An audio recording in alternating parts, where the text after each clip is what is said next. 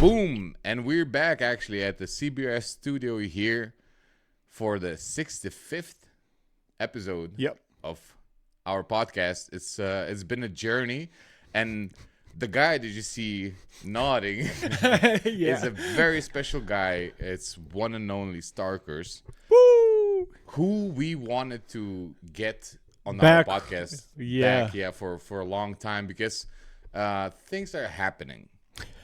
and waves are flowing. Oh yeah. But we had such a great podcast last time at the hotel, you know, and so much information was driven to us because we learn every day, you know. That's why we do that. We invite hopefully smart people. No, the smartest and gullible and nice, and that's the difference between boss and leader. Yep. And Starkerz seems like a great leader with the ideas that he's putting out. So,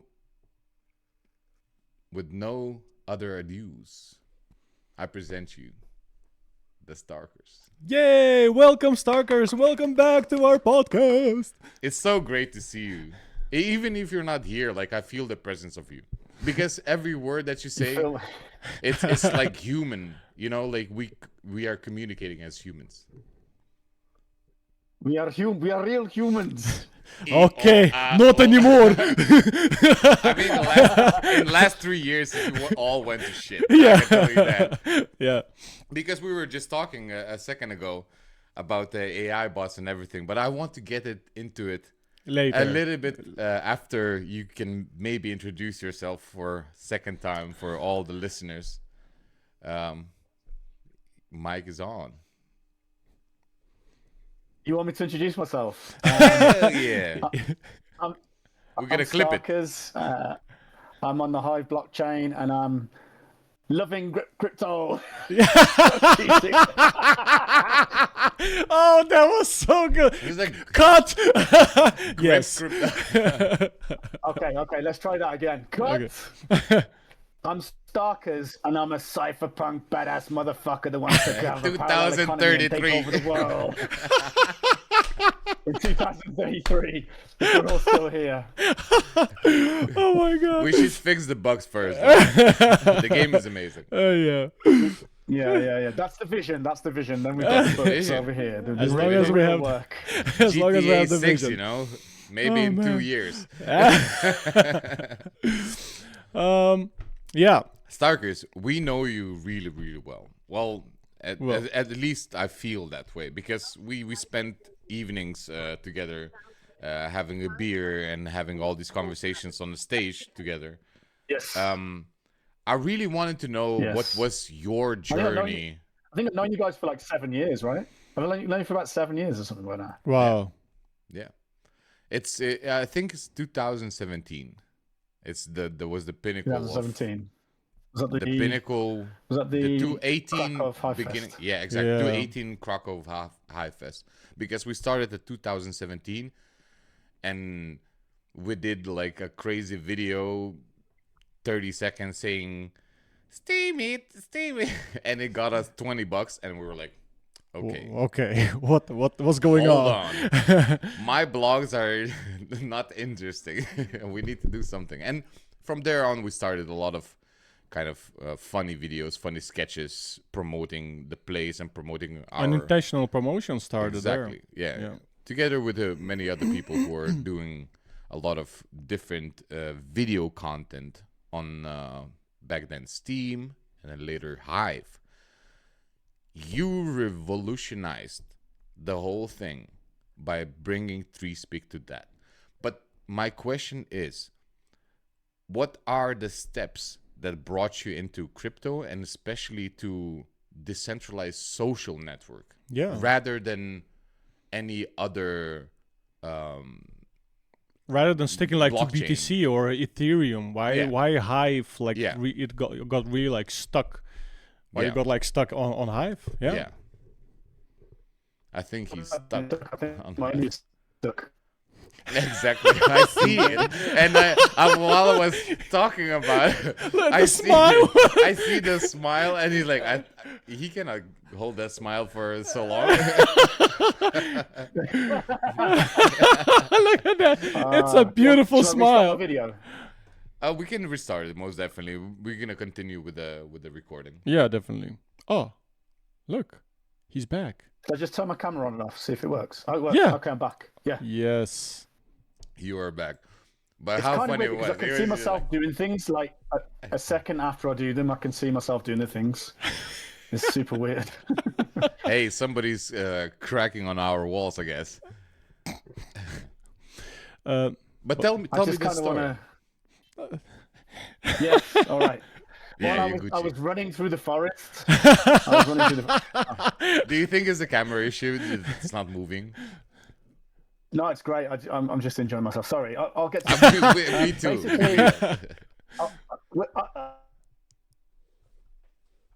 Got into Bitcoin originally for a parallel economy that can't be shut down, that we can all kind of exit the old economy and move to a new one that protects your rights. That's the main reason I got into Bitcoin. And then 3 years later, probably, found out about social media. One of the problems with Bitcoin is that it's capped money. So social mobility is really, really hard because the only way you can get up in the world is by either speculating on Bitcoin, which is risky, and most people don't want to do that, and they shouldn't be asked to do that. Mm-hmm. But then we still want to move as many people over to the new economy as possible. Well, okay, so now you've got to work for a Bitcoiner if you want some Bitcoin. Well, if you're working for a Bitcoiner, he's always going to make more money than what he's paying you because it's not a charity, right? So that means that social mobility is really hard on Bitcoin. Even if you work for a Bitcoiner, it's hard to move up the social scale. You can set up your own businesses, but I don't think most people are going to do that. So then the question is, how do you get normal people into crypto?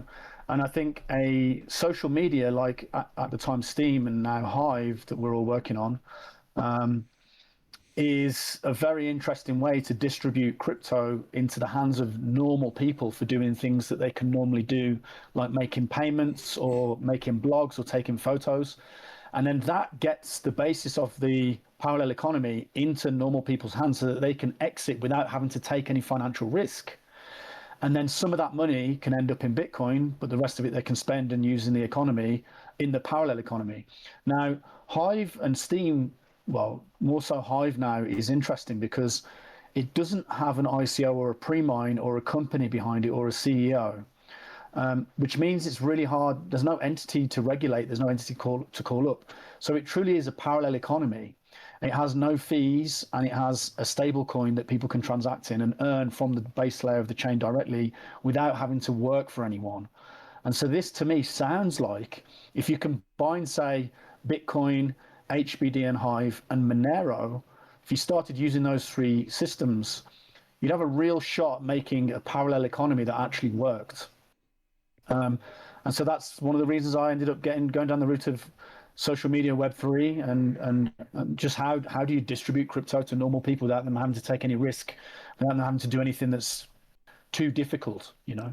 Have you had any like background in economics, or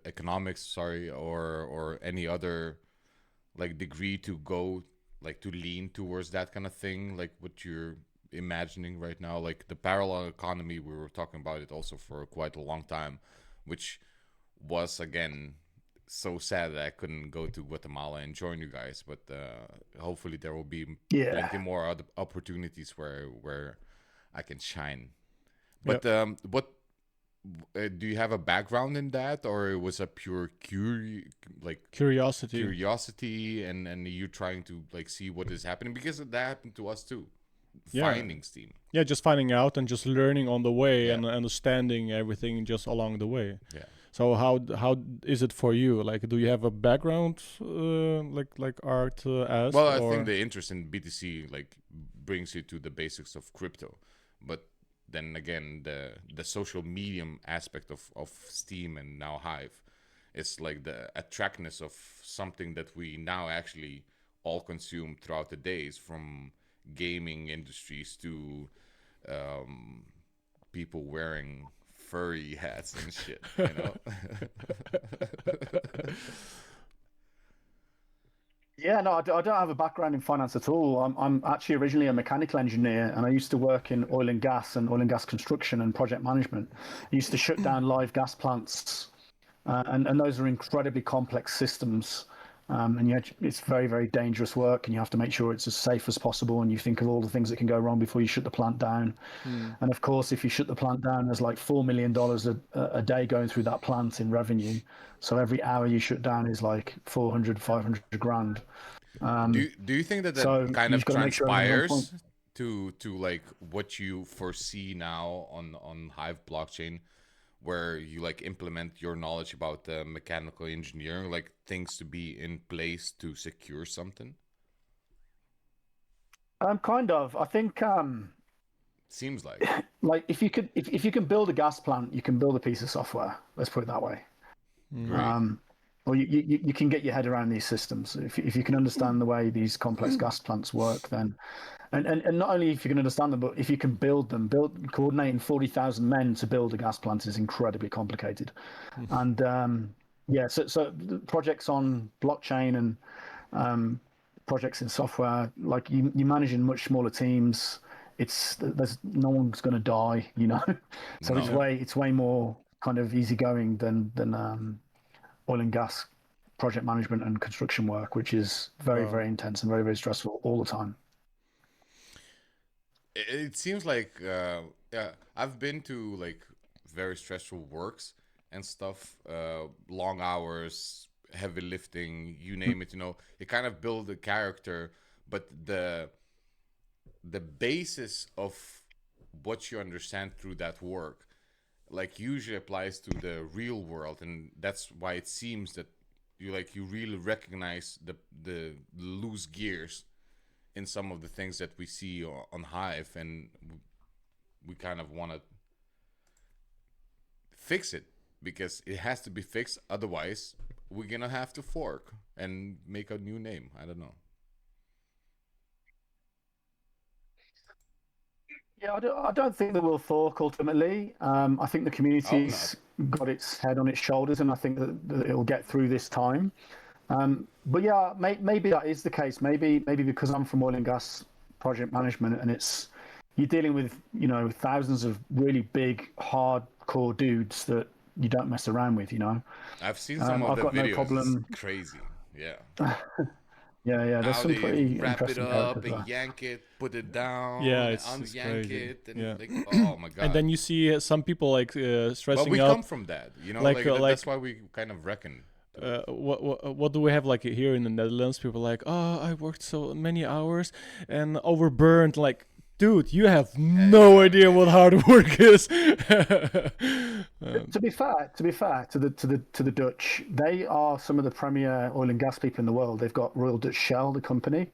Oh yeah, and there's some quite impressive Dutch people working in that industry for sure. Yeah. I got a lot of time for them. Yeah. They're hard. They're too hard nosed and they're a bit stubborn, but they're very, very good at their jobs. Nice. Oh, that's good. Yeah. So just wanted to ask, so the idea of threespeak, we know that we had a couple of different dApps beforehand through Steam and Hive in the beginning, but we all knew that we needed something that would be something similar to YouTube, like Kick or you name it, any of those apps. But we wanted to have something of our own. So what was the decision making into creating threespeak, and have you had a notion of which people you wanted to get into your team, or it was like, we're doing this right now? Yeah, I mean, basically we just, obviously with the free speech social media for the text storage on Hive back in the day when it was Steam, it was it's free speech on the blockchain, right? So that's an incredibly important part of a future freedom-based society going forwards. Bitcoin's an important part because you can hopefully preserve your value, but that's not the only thing that you need. You need free speech, and you need a social media blockchain layer that's distributed with no leaders and no company and CEO behind it in order to preserve your free speech. So then the next natural progression was like, well, shouldn't we be doing this for video as well and having a video type ecosystem? And so then that's when threespeak was born. I originally worked with the original developer and my business partner, Dylan, who since many years ago moved on to other things. And then a few weeks after that, who's another important character on Hive, he kind of saw what we were doing, liked it, and decided to come on. Who was the person? Because you kind of cut up the second person. They call me Dan. They call me Dan. Of course, was the second partner in the end. Yeah, and it was obviously he and I are very similarly aligned on many things to do with freedom of speech, and we wanted to build projects on the Hive blockchain that protect people's rights and kind of rights to post and speak. So so he ended up becoming a partner in threespeak, and we've been running it for about 7 years now, maybe 7.5 years, I think. Insane. It's a beautiful project. It is, and we needed it so much because we had Vim for streaming, right? Yeah, some other dApps, and the beauty of it is that anybody can do it. Anybody can do it. The struggle is to maintain a consensus of some sort, where you can follow through the things to reach for the better goal. Have you had those set from the beginning, or they appeared also through the journey? No, I mean, the project's changed so much since when we first started doing it, of course. It's very, very difficult to even see the same thing. But I mean, as technology becomes available and as developer resources are available, because that's one of the biggest difficulties is finding developers. We've changed the project and built it as much as we can. There's been long periods of time where we haven't had developers at all, and it's been very, very difficult at times. We've been left in the lurch a few times as well, where we just realized just the other day we had a server running that we didn't know why it was running, and one of the previous developers that worked with us had it running. But there was no technology on it. There's nothing working on it. So it's not until we've got other developers in recently and they've checked it out and asked questions about it that we've realized that we're running a couple of servers that we didn't need, and there's all sorts of things like that. I mean, I'm not a developer, and I guess one of my biggest regrets in life is not learning how to code. So you cannot do everything, right? Like, it's great to see, like, oversee everyone and give them responsibility to act upon the job, and sometimes that happens, of course. I mean, it's important to be able to focus on other important things as well while developers are working and they're doing the things that they're good at.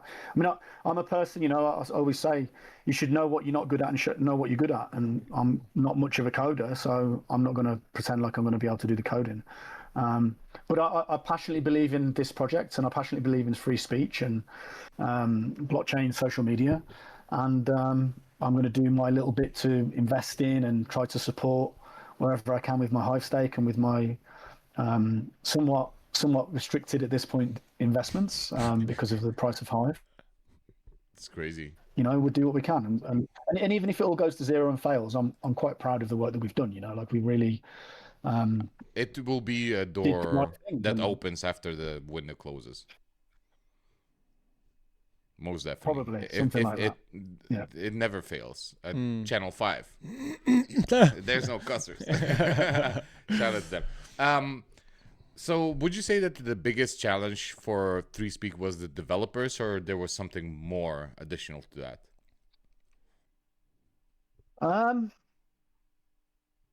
I'd say the biggest difficulty for threespeak was lack of resources.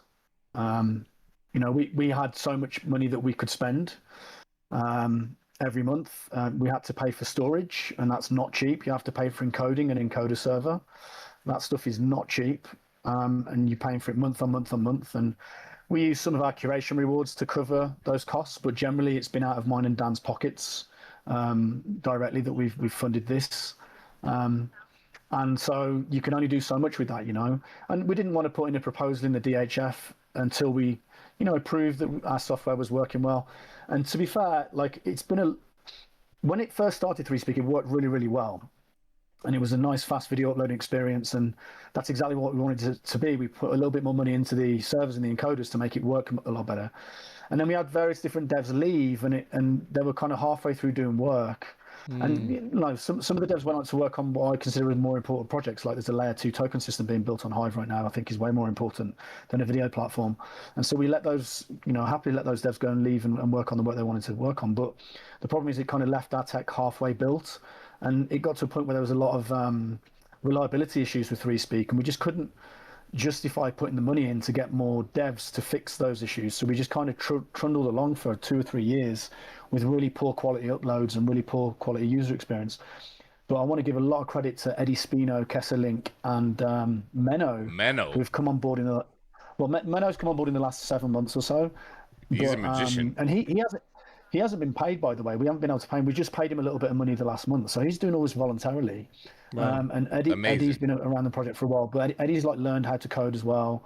And Kesserlink's been on for about a year, and together they've released a new front end and back end, and fixed most of the reliability issues. And it's now threespeak is back more or less to where it was when it first started in terms of user experience and upload speed, and keeping the user informed as to where they are in the process. So I'm very, very happy with threespeak right now, and it's a bit of a shame because with the Hive price being so bad at the moment, we don't have that many resources to market the product. But it's actually the first time that I feel we have a marketable product that we could go to market with and advertise. So hopefully over the next few weeks and months, as things improve on Hive, then more money behind marketing the product and actually getting it out there, because we're confident in how it works now and confident in the user experience and the speed of the upload.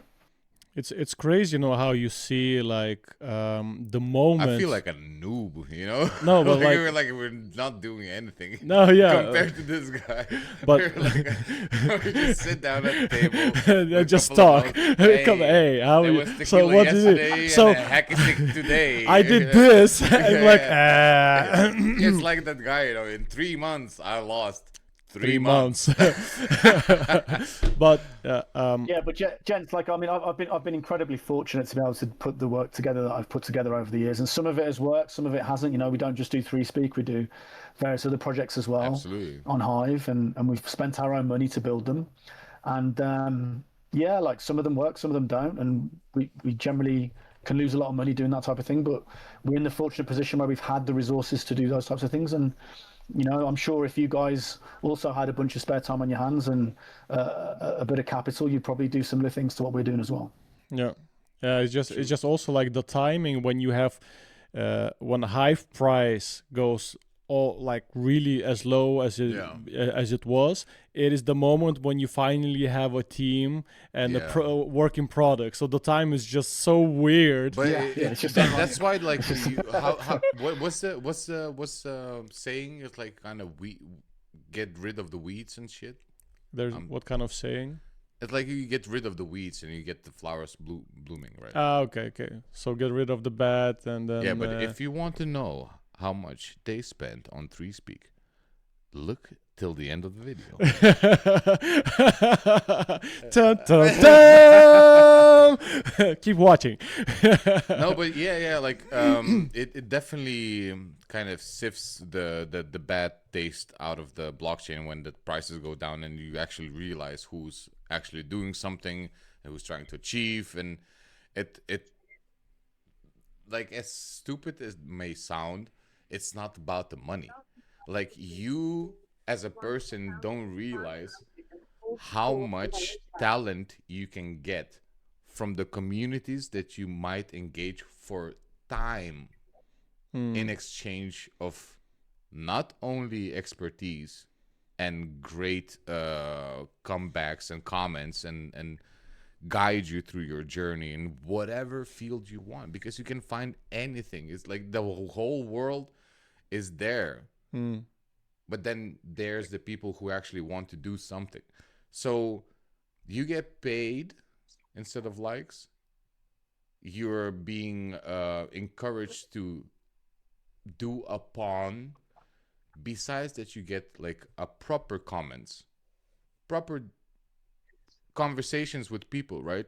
Like in a comment section. And not only, we used to have video back and forth about the content that people are making. But that's the true social, like, it's so crazy to say true social because it's already taken. But free speak. Yeah. But I have a feeling like before, in the beginning, when it all started, we had like, of course, there were more people, but it was more. It's now it kind of like in Hive it's more empty. It's definitely empty. So we need more weeds to weed out to find the blooms, and that's why I said like in the last town hall that we had on Hive, I really said after Starkerz mentioned the numbers and everything, I was like, why don't we use 1% on simple Facebook ads, Instagram ads, make creators create those ads and push them through the posts that we can do from the blockchain towards the things that we want to achieve in the Web 2. Yeah, but that's what we did with the infographics. Yeah, we made the big thing, but we need more, maybe smaller things or bigger things or whatever kind of things. More measurable stuff that you can things, measure and see if things people. Work, because now when you see where Hive is going to, fingers. You have no idea where it's going to. Fingers. Yeah, and there's so much people around that they're just doing what they're doing, so we're kind of missing on them too. Yeah. Because we're fighting all the time. Yeah, so Starkerz, what do you think, like, why is Hive, does it matter that the crypto market is like falling and Hive is falling with it together, or is there another reason why Hive price is fell down so much? So for me, the question is, when was the first time that you realized that we're having a problem in Hive? Yeah.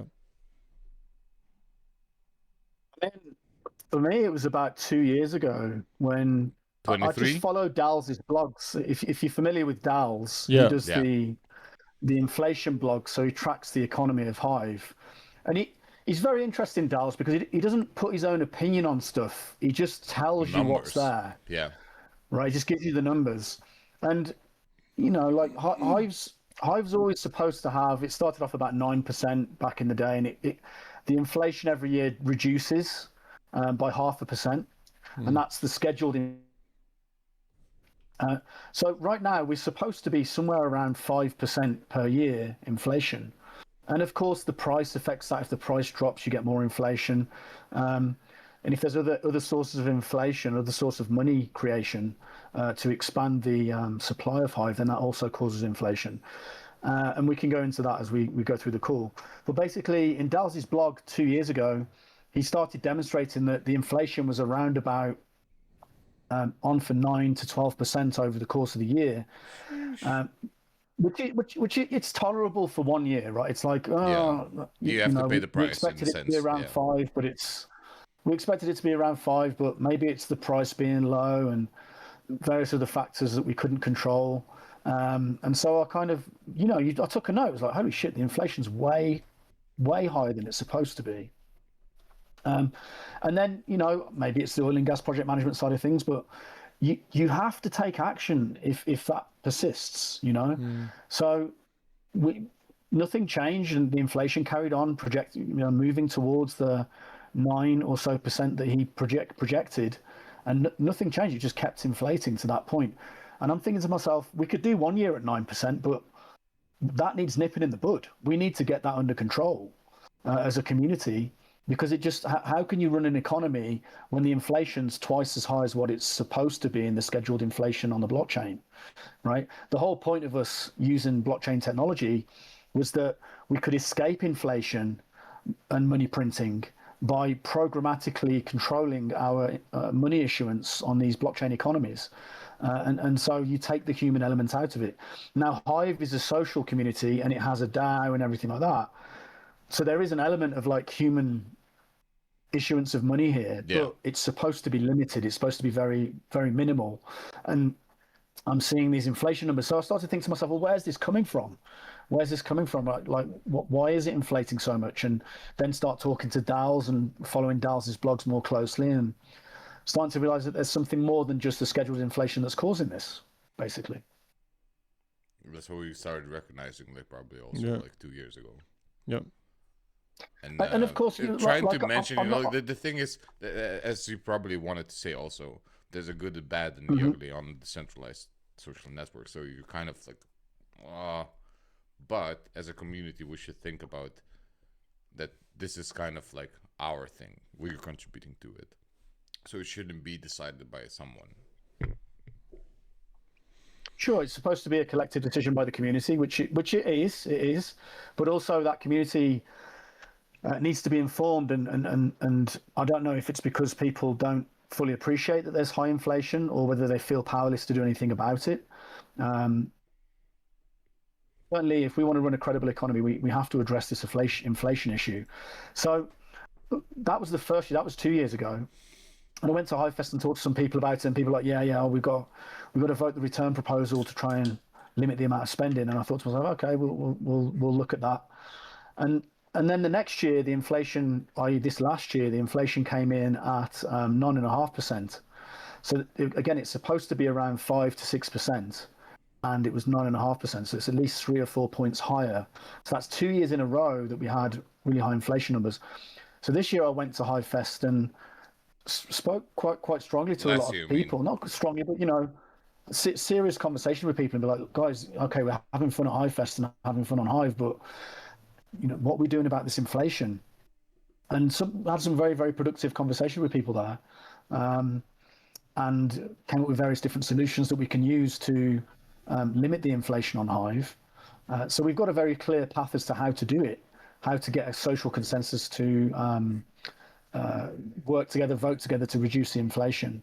But then the question is actually putting that into practice and whether people are willing to or not to put that into practice or take actions to reduce the inflation themselves via their votes. And of course, like, you speak to people like Lord Butterfly, and he believes that this isn't an issue at all. He thinks that we can inflate much more than this even. And he thinks that the main problem with Hive is the onboarding, the fact it's difficult to onboard, the fact that we don't have good retention, the fact that people are downvoting people off the platform. I don't know if he actually thinks that specific one, but I certainly have an opinion on that. And I do think it's a multitude. The price going down is a multitude of factors. Yeah. But rather than focusing just on price, I like to focus on the coin market cap ranking. And Steam used to be number 5 back in the day. And then ever since we started using the Ninja Mine to fund things, even Steam were doing that back in the day, the price has tracked lower, and the coin market cap ranking has tracked lower, and now we're around about 450th in the coin market cap ranking. And I think that's a serious issue, and I don't think Hive deserves to be there. I think it's a far, far superior technology. I mean, you just look at, you talk about utility. There's no gambling on Hive. It's pure utility. Everything about Hive is utility. Well, I think you can have anything. It doesn't meet any of the stuff. And I think you can have anything on Hive, and I think that there is gambling on Hive. There is some, but very little. Yeah, it's not the main narrative. Like you look at most of the changes, like it's betting and it's DeFi. Hive's just utilities. Can you spend it? Can you mine it? Can you make social media? Can you send it between each other? Can you send it from iPhone to iPhone? Dude, that was crazy. Are you kidding me? This is the thing. Like you talk about utility, right? How is Hive 450th when it's done the first ever, and it's to do the first ever crypto iPhone to iPhone airdrop contactless transaction just by tapping the iPhones, bumping the iPhones. How is Hive not in like the top 10 or top? They have no idea because it's all like big fellows looking a different way than actually where the wind blows. But also it's because a lot of people outside of Hive, they still see Hive as the social media platform back in the days, Steam and its blogs and stuff like that, but they just don't get it. They don't understand that there's such an amazing technology behind it, and they're still in that social media thing. But you know what is the frustrating part of talking about it is how I talk to people. I say blockchain, they're like, I have no idea. It's like, it's actually as simple as you using Instagram. It's like, yeah, I put my pictures on Instagram. It's like, yeah, you log into that app and you just do the same. You just upload and make filters whatever you want. Yeah, it's just an app. Yeah, with a D in front of it. Yeah. But you don't need to know the whole mythology behind it, you know? Yeah, exactly. What you need is just, as you said, we have a brand, we push it, ads, get people, and enjoy both sides of earning something or not earning. The freedom of whatever you want to do. Yep. If you want to get into that's the world. That's the world. If you want to get into the economics, you get into the economics of the thing. If you want to get into politics, you get into politics. If you're into creation, you get into creation. If you're podcasting, then you podcast. But you find yourself as in any social surrounding with the people that attract you the most. Is the people that you're probably doing the same, or you want to find something else that you want to do. You know, and I think that we're trying to complicate a lot of things so much that it's easy for real OGs to kind of try to manipulate stuff into where might not get to that point, or we have to get loose and we have to say just join the hell in, and then we're gonna spend some money on that instead of like promoting our own stuff. Even my stomach it's just also maybe like how we promote the blockchain. For us, it's a journey of learning new things. No, but I mean for new users, you know, like if you only promote. But there's games, there's something like, you can find yourself anywhere. Then that's the beauty of it. Yeah, but like, look, there are so many different dApps, right, on Hive, and I think what I'm going to is there are so many different dApps, and I believe that every dApp should be promoting themselves and promoting Hive all the time outside of Hive, right? And not thinking that Hive is going to promote them. So each dApp has to have that kind of, right? So there are some dApps I would see it from the perspective of like Steam. You have a game. You do everything the best to promote your game. Yeah. It's being promoted by Steam. So no, but powered by Steam. You like engines, you know, like you just build something with a certain engine. Interject. Yeah, absolutely. Yeah, but what I mean is like we were talking about why Hive isn't doing so well. Now it's just done this transaction, the first ever crypto transaction on iPhone to iPhone with contactless bump, right? Like just contactless airdrop. Like the fact it can do that and it's at 450th in the CoinMarketCap rankings makes no sense. No. Yeah. Now I think it's because of a multitude of factors. I agree with Lord Butterfly on many things to do with the fact we've failed to sign up, the fact that there's not many investors coming in, the fact that there's not much retention. So we do need to do better at those things. But I think there's another major factor at play, and I think that is the amount of money printing that we've done. If you look at Dals's blogs, you're on 10% inflation 2 years ago. You're on 9.5% inflation last year. And this year, I'll put the numbers together for you in a minute, but we're on track for 12.5% inflation this year. So if you've inflated by 30% over 3 years, all that new money is coming onto the market and it's being sold into the market by the people being funded. That's a massive selling pressure on the price. And many people say, "Oh, it's fine. We can support that. The chain can support that." I'm like, "Yeah, maybe it can, but do you even know how much market cap, how much tokens have been added to the supply? So many tokens have been added to the supply on top of what was scheduled. That of course it makes an effect on the price. And then, I want to go into those numbers during this call so I can actually give you an idea as how much has been printed. And I'm not fudding Hive. I think Hive's amazing. I mean, I'm still building on it. You know, like we're building this Hive debit, we're building the contactless transaction system. Dan and I have done a lot of work on the messaging app that we've just released. We've done a lot of work on Archive, which is amazing. Archive, just back up your history as soon as you see something online that you like, that you think's important. Just click one button and back it up on the Hive blockchain forever. All these things are important. Threespeak, Speak Network's coming out soon. We're testing that at the moment. After various different hiccups. So we're still building on this chain, and we've put literally hundreds of thousands of dollars of our own money into this chain.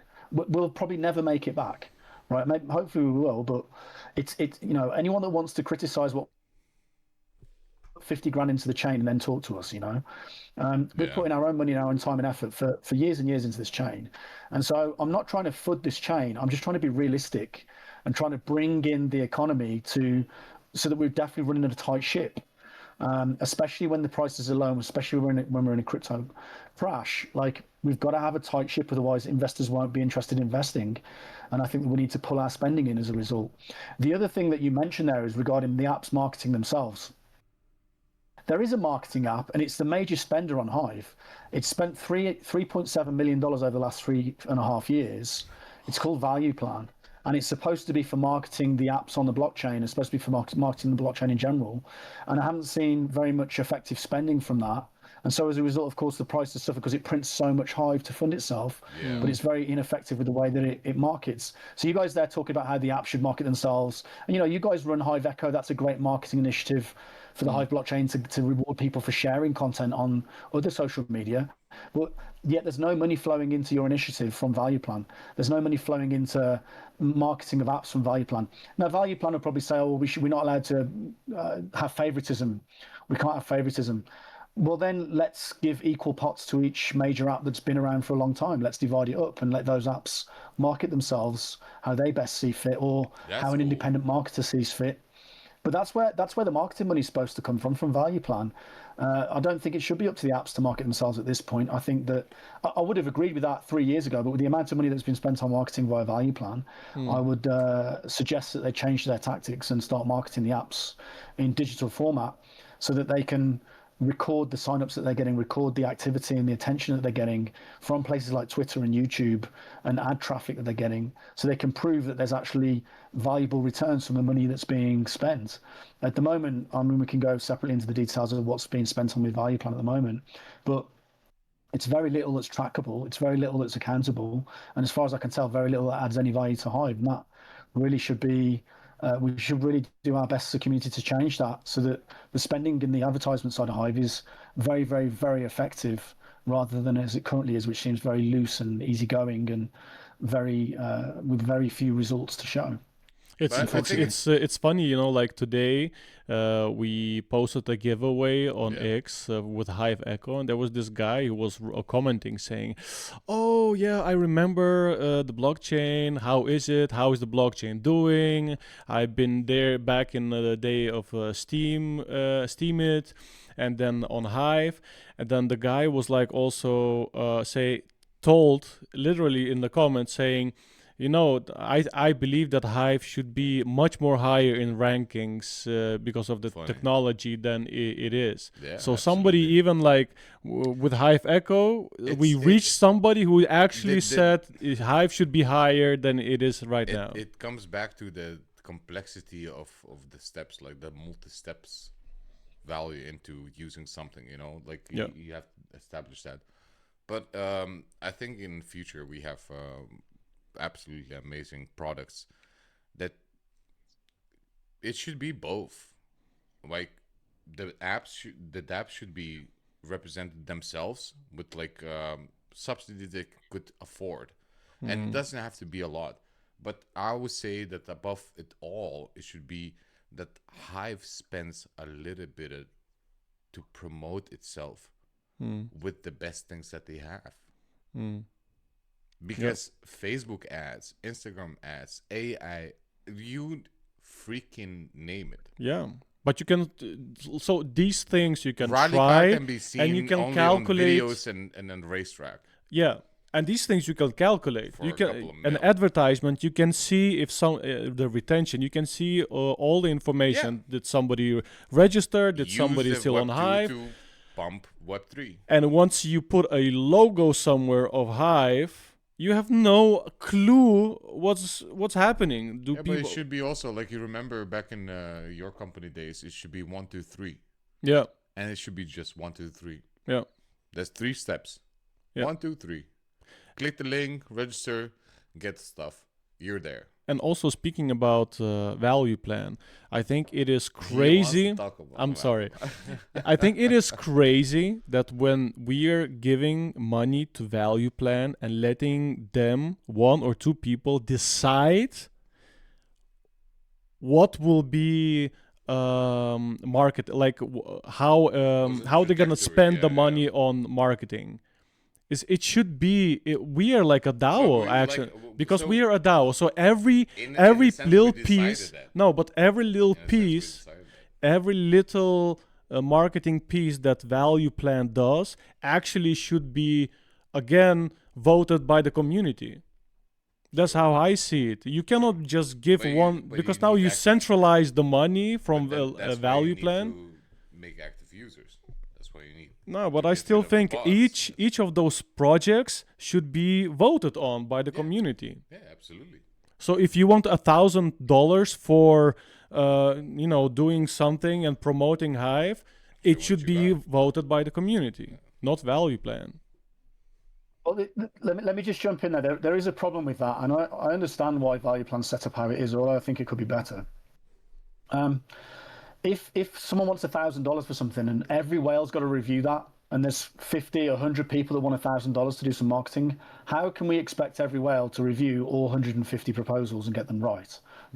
So I get why ValuePlan has a big pot. It's a big pot so that it is one person. As far as I have no evidence to show me otherwise that there's more than one person distributing the funds on ValuePlan, which I think is a shame for this blockchain. It really doesn't do it any justice. There should be more than one person distributing those funds.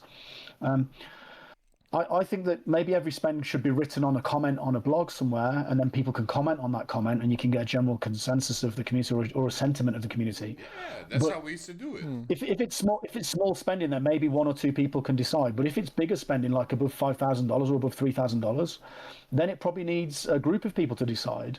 And if it's above $20,000, which many of the ValuePlan spends are above $20,000, then it should probably have its own separate DHF proposal. Right? But we don't do any of that. We just let that person spend the money. The other thing that we don't do is we don't have any way to record the results of these spends. So we don't do any digital marketing. We don't do any running ads on Twitter or Facebook or YouTube. I haven't seen any of that type of stuff happen. It would be so easy to do because Hive's a content chain. There's content everywhere of all the different products that are around. That you wouldn't have to have favoritism to market apps on Hive. There'd be so many different apps and different products that you could market. Dude. And you could just pump out ads. And we don't have any of that at all. All of the spending on Hive to do with advertising is just like physical, old school, like 2016 advertising, That's and us like wearing the hats everywhere where we make the videos, Like that's what we do for Hive. We walk through the center look at how many... look at how many views Hive Echo gets, right? And how many people interact with Hive Echo, and that's got nothing to do with ValuePlan. And in my opinion, that's the type of thing ValuePlan should be funding. It should be giving out a bonus to the people that get the most views. And they'll argue, well, Hive's for that. You post your comments on Hive, you post your content on Hive, and you'll get rewarded if the community likes it. But I think that part of ValuePlan should be directed towards that type of digital marketing as well. And it's trackable then. Then it's trackable. You can see the results. We don't do any of that type of stuff. And in fact, I'm gonna run through a minute the top spends on ValuePlan over the last 3 years and how much money's been spent and what these things are. I don't fully understand half of it. And I think most of the community doesn't either. And it's got to stop. We have to stop spending money on such things that have got no clear value return to Hive. We've seen a few, and there was enough. And it was like we had nothing to say, Do you want me to list them out? You can. Yeah, please. I've got them all here. So, Slavan with the rally car, right? Like I love Slavan. I've met him many times. He's a really nice guy. Yeah. But he's had just under $600,000 from the DHF now. And I don't see the project succeeding. It's just not succeeding. It's not producing results that we'd expect to produce on Hive for $600,000.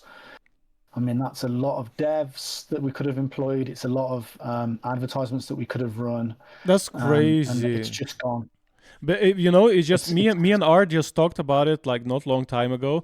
If you're a blockchain that has billions, right, and you're in market cap number 5, I understand you can do that crazy stuff. If you're like Solana and stuff like that, go for it because it's all about branding. We're not there. No, we're not that chain. We don't have that budget. And so the vast majority of our budget for advertisement has gone on that rally car, and it needs to stop. It needs to go somewhere else. Yeah. The next one is McSam with the water boreholes in Africa. Now, I think that's a gallant project, and I think that the idea of, me and Dan have always said, the idea of basically helping people where the government's failed is a good idea, right? And it gives the chain a lot of credibility. But $222,000 spent on that, right? Well, why wasn't 20K spent to just buy a bunch of phones and give them to the people local at the wells and have them post about how they're using the well? Bro, I'd vote that all day. We would set up a way. I mean, maybe McSam hears this. If we can get some money to buy some phones, teycallmedan and I will vote that content all day, and it will pump money into the local economy, and then it will create a network of users. That's what benefits Hive. It's not really the fact that we have water wells out there that benefits Hive. Okay, keep building the water wells, but come on, man, like put some phones there locally and get the local people using it so that we can actually vote for them. Yeah, sure. Well, I'm done. Yeah. So we did the philanthropy work in Venezuela. Yeah. We fixed up the room in the school. We put the new windows. They cleaned it up. All that money raised through Hive and Monero. Mm-hmm. We got a beamer, 2 computers. Mm-hmm. We got 6 months of free internet for them. Yeah. Just for them to have an opportunity to learn the thing and have like classes and people coming in and talking about it. You know what they did? They disallowed it and took everything. Yeah, the government took all our stuff, so that's why this project went to crap. But it's a spirit of heart, and nobody asked for $1. Yeah. Nobody, like we asked from Monero, but it was us speaking to like a philanthropical way of helping those people to grow in 2026. And the idea was just really for the school and the students there at school to have this Web3 painters, singers, podcasters, radio DJs, you freaking name it. Yeah. Well, the thing is, though, just because it failed once doesn't mean if you kept doing these all over the place that it wouldn't work. No, right? Some of them are going to stick. And if Wales are there ready to follow up, because we have an onboarding system now. We have check-in with, you can take a selfie with someone locally and you can prove they're a real person, right? That goes on chain. It then gets followed by an account called Pioneer Supporter. So then you can go to like xnc.com/feed/@Pioneer Supporter and you can see all their blogs. Yep. So as a whale, you can go support their blogs really, really easily. Nice. You know? Yeah. So the newbies can get supported and we can track that. But we don't do anything like that on Hive. ValuePlan doesn't do anything like that. The whales aren't together to do anything like that. Dan and I try with the voting power that we have left. But we're just not coordinated like that on Hive. You know, so there's no measurable way there is a measurable way to record the retention of these newbies and support the newbies, but no one seems that interested to do anything about it. So, okay, then we're going to come up to one of the last questions. What do you think? Would you want me to keep going through ValuePlan? Oh, yeah. Oh, hell yeah. We have number 2. So that was the boreholes. Number 3. Let's do a few of these really quickly. SWC, it's the street workout acrobats in Venezuela. Oh, yeah. I never understood that. They've had $217,000, right? Oh, my God. And I don't really see that it's an active community. I don't really see that anyone's been signed up. I don't know what it does for Hive, except for, I mean, the guy that runs it is posting pictures of himself with 2 motorbikes in Venezuela when they're supposed to be going through an economic crisis. So I'm not saying that he took the money from Hive, but it's just not a good look, you know. And then by the way, I want to say specifically for the person that runs ValuePlan, I don't think there's any corruption going on. I just think it's misguided spending. I think so too. I don't think anyone's taking money. I'm very, very about that notion also. Yeah. I think that we should kumbaya at some point and say, okay, past is past. Yeah. Let's do this Let's change what we're doing going forwards. Yeah, no more spending without like a report or some clear value to Hive. So SBC is official. I don't know why it continues. I think $217,000 from the DHF at this point is far too much, and it's more than enough so they can carry on. I have a bicycle. I mean, we'll talk about bicycles in a minute. So I know that too. The next one with $189,000 from the DHF is Lord Butterfly. Now, I've got a lot of time and respect for Lord Butterfly. We have our little moments, but I think he's genuine. The Free Chain movie was great, although I haven't seen it released yet, unfortunately. But I don't think that's money wasted. I think that was a great movie. And he, a few years ago, did some other online marketing initiatives, which I don't know how they went or anything, but they haven't been refunded. But I've got no qualms about Butterfly. I think he's trying his best. Hey? I think I knew about that movie 6 years ago. 6 years ago, I knew about that movie. We did the premiere in Mexico at Hive Fest in 2023. I wish I would. That was so cool. It was such a cool event. Yeah, it was such a cool event. Okay, the next one is Arlette Selassie. Arlette's a great person. I've got a lot of time for her. She's at $165,000, but you know, you can complain about how she does her work and everything, but I have to say, I'm in Latin America. Hive is known in Latin America because of her. So there is actually some tangible value there because of all the events that she's running in Latin America. Yeah, there's actually some tangible value there that has happened because of all the events that she's done. So at least there's some. That's the first one, maybe Little Butterfly as well, where there's actually a tangible deliverable that actually seems to make sense for the money that's been spent. So you know, I've got a lot of time for that. Next one, let's keep moving on. Mark Skrea, he's at $160,000, and I don't know. I've got no idea what that project is. No idea. I know the I hear the name for the first time. I think like me too. When I looked into this, so I don't know what that is. I'd love guilty parties to come and say what that is. It needs a report. It needs something showing that there's actually tangible value returned to Hive. 160k is a lot of money. Next one down the list is Crimson Clad. She's at 100. Yeah. Next one down the list is Crimson Clad. She's at 155k. Now, when I say they've genuinely spent the money on projects, right? They haven't put the money in their pockets. She's hard working, and you know, I have to say, like, at least with Crimson, there's a bunch of clear events that she's done and she's running, and you know, she takes them very, very seriously. You see her face light up bright red because she's so stressed all the time when she's trying to organize these events. So yeah, 155k, but you know, she's run events in many different places, and they seem to have been somewhat successful. Although when we talk about events, we, you know, Arlette and Crimson, it'd be good to put some KPIs to these events so we can actually see if there were signups or businesses onboarded or deals made, you know. And I don't see anything so far. No. But I think that the events are valuable ultimately, and certainly in Latin America we are known. We are definitely a known entity in Latin America. Next one down the list is Sucre, Hive Sucre. They've had $153,000.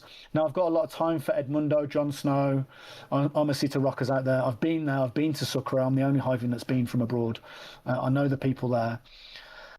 But they're not using it anymore. I don't see anyone in Sucre using Hive. They had a big economy going, and that's kind of disappeared at this point. I don't see many people spending Hive anymore. Where? In Poland, they're spending still a little bit, although the likes of Distrate is going through a few changes right now, but that's coming back very, very soon. Okay. So 153k for what at this point? I don't really know. There's nothing residual that's left. There's maybe a few users still using Hive, but not that many, unfortunately. Maybe it has something to do with the military crackdown there, like the last year or so. But very disappointing to see so much money spent in Sucre.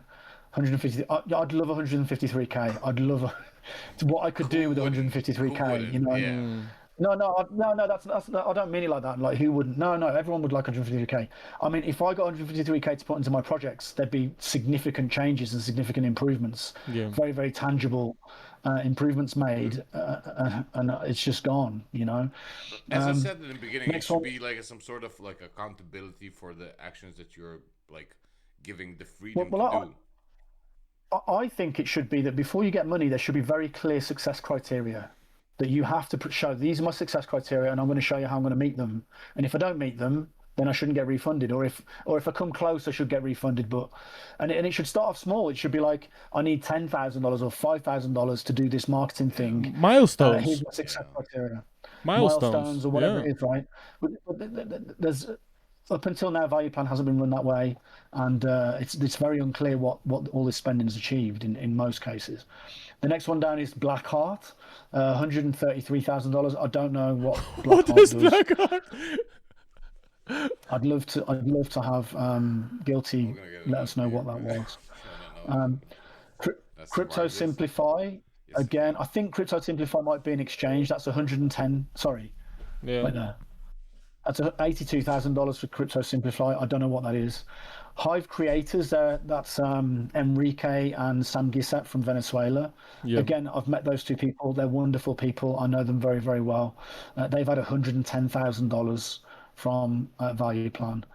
I think it's enough. You know, like, that's crazy. You don't need more than $110,000. I know they do a lot of work and they do a lot of marketing materials, but 110K, it's enough. You know, like, these prices are 8 cents Hive. It's a significant amount of Hive. So, what's the results? I don't know. I don't know whether we should continue with that or not. But again, these people are not bad people. They're genuinely trying their best. But it's the fact that money keeps getting distributed there, and as the Hive price goes lower and the stable value of the HBD getting paid out is the same, it's a lot. It represents a significant inflation to the chain. I think like the projects that are like being funded could just as a community, Hive, we could all help. Right, we could all help with ideas. We could all help with what is the best way to spend the money in this project. Like I don't know, you know, because now it's one person organizing everything. Okay, maybe a couple of more, and they have this community, but we have a whole community behind it. We also have good ideas. We can all, you know, help these projects out. I think it's very hard to like catch every idea that comes out. Yeah, I know, but before you start, like before you really... There should be a blog. There should be a blog for each idea issued from ValuePlan, so that ValuePlan discusses what it's planning to spend on, so that people can comment it before they spend outcomes. Look at Splinterlands. Look how Splinterlands does that. Yeah. They always write articles about the ideas, what community we're talking about, how are things going, and then once after all these, after the blog and when people are like talking about it, they see they are interested. Yeah. That's when they put it into vote, right? And then people like vote. This is a good idea. Let's put it. DAO. Yeah. So. And by the way, this is the negative part, but I'm going to focus on solutions as well. I have several solutions that Dan and I support, and hopefully we can get other people to rally behind. Do you see my notes? Because my next question is, what are the foreseeable solutions? How can you see the notes? We'll get to it. So just to run through a couple of other things. Crypto Simplify 82,000. QM Wallet, I don't know what they do. 70,000. I think that might be the pipeline in Venezuela. Guilty's building a pipeline in Venezuela to prove that SCADA systems work on pipelines on Hive. I'm not going to go into the details, but a SCADA system is an oil and gas engineering system for operating plants. So I know all about SCADA systems, and he didn't need to spend 64 or 70K on a pipeline to prove that, unfortunately. Wow.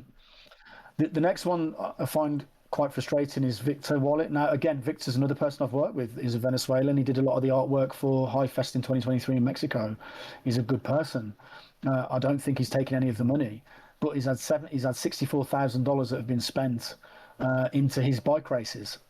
And it's like, what's that really achieving for Hive apart from making someone's bike racing dreams come true, right? Yeah. You could run a professional team for $64,000. You really could. I used to race bikes. Yeah, I know you could run a professional team. I was actually looking at setting one up, and it was going to cost me about $20,000 to do. So 64 grand would run a professional team for a couple of years, and it's one cyclist. Just such a no result. I don't know what the results are. I don't know what it does for Hive. I don't know what it's achieved. That 64 grand could have been much better spent on advertisements online, as far as I'm concerned. It's got to stop. It's got to stop. We've got to stop burning this money. Yeah. And the last thing in the top few here is Spirit Surge, and I've got a lot of time for Spirit Surge. He's a very, very good dev, and a very, very well-mannered person in the Discords. And I didn't know what that he's had $57,000. I didn't know what that was for, but he actually is the only one that replied in the Discord server to say, "Hey, this is what I've done." And he's built basically a dashboard to track statistics for ValuePlan and for Hive in general. So maybe I think it's a little bit late, but I know that he's worked hard on it, and it's more of a recent thing. It's probably since I've been going on about KPIs on ValuePlan all this time that the person behind ValuePlan's decided to fund someone to build a dashboard to track stats. So hopefully this, from what I've seen, it looks okay, and I'm sure as it gets rolled out, we'll be able to see stats on Hive a lot more easily for things like advertisements and onboarding and where value's flowing from that funding. But yeah, and by the way, there's another 180 below that of people that received significant amounts of money, but we're not going to go into that on this call. No. It's a lot of people who got a lot of money, and I don't really see that many results. So it's got to stop. It's just not tolerable at this point. We have to change this spending, and we have to put it onto smart marketing. Like right now, everyone's pissed off that Elon Musk is in the Epstein files, right? So there's a couple of Web3 social media platforms saying, "See all of you guys on X, you could be over here where the leader of this platform was never in the Epstein files," right? That's great marketing, and they're getting sign-ups, right? Why aren't we using ValuePlan funds to do that type of marketing initiative, right? Yeah. We're so slow and cumbersome and behind the curve, you know, and funding bikers and rally cars that just don't do anything for Hive. It's disappointing. Yeah. So I want to mention ValuePlan because it's one of the biggest spend. It is the biggest spender on Hive. Now I don't know whether people know or not how this money is created, because everyone seems to think, "Oh, we could just spend." Well, of course we just spend, and it's like the money is in the DHF, right? But the general circulation of Hive does not include the DHF. So when you take a look at the Hive supply, approximately 510 million or so right now, tokens, that does not include the DAO. If it were to include the DAO, it would be towards 900 million tokens at this point, right? Wow. So the market cap calculations and the price of Hive is based on 510 million tokens, not the DHF. That doesn't exist, basically, right? How does so it happen? Every time, how is that possible? Well, to me, it makes sense. It makes sense. That's the right way to do it, because it's measuring the actual circulation, not the dead money in the DHF, right? But that money is still money in a circulation. But it's being printed. No, it's not. No, it's not in circulation. It's not in circulation. What? It's locked in the DAO. It's locked in the DHF. Oh, so they it's dead. use the power, or no, nothing happens with that account. That account is locked. It's dead, and it doesn't account for the general circulation of Hive. Oh, it's like a wallet zero where you just dump stuff to burn. Well, no. So what happens is, as people vote for things in the DHF, and that proposal goes above the return proposal, then funds come out of the DAO and go into general circulation. They get sent to the project, and then the project sells it to operate. Right. So what is it doing? That's inflation. You've got 510 million, but every time someone gets voted in the DAO, that 510 million increases. The supply of Hive increases. The general circulation of Hive increases. Right. Yeah. That is inflationary. Yeah. Right. Now, if it was just the idea of the DAO was, and this is how it worked originally, it was just supposed to be a small amount of Hive.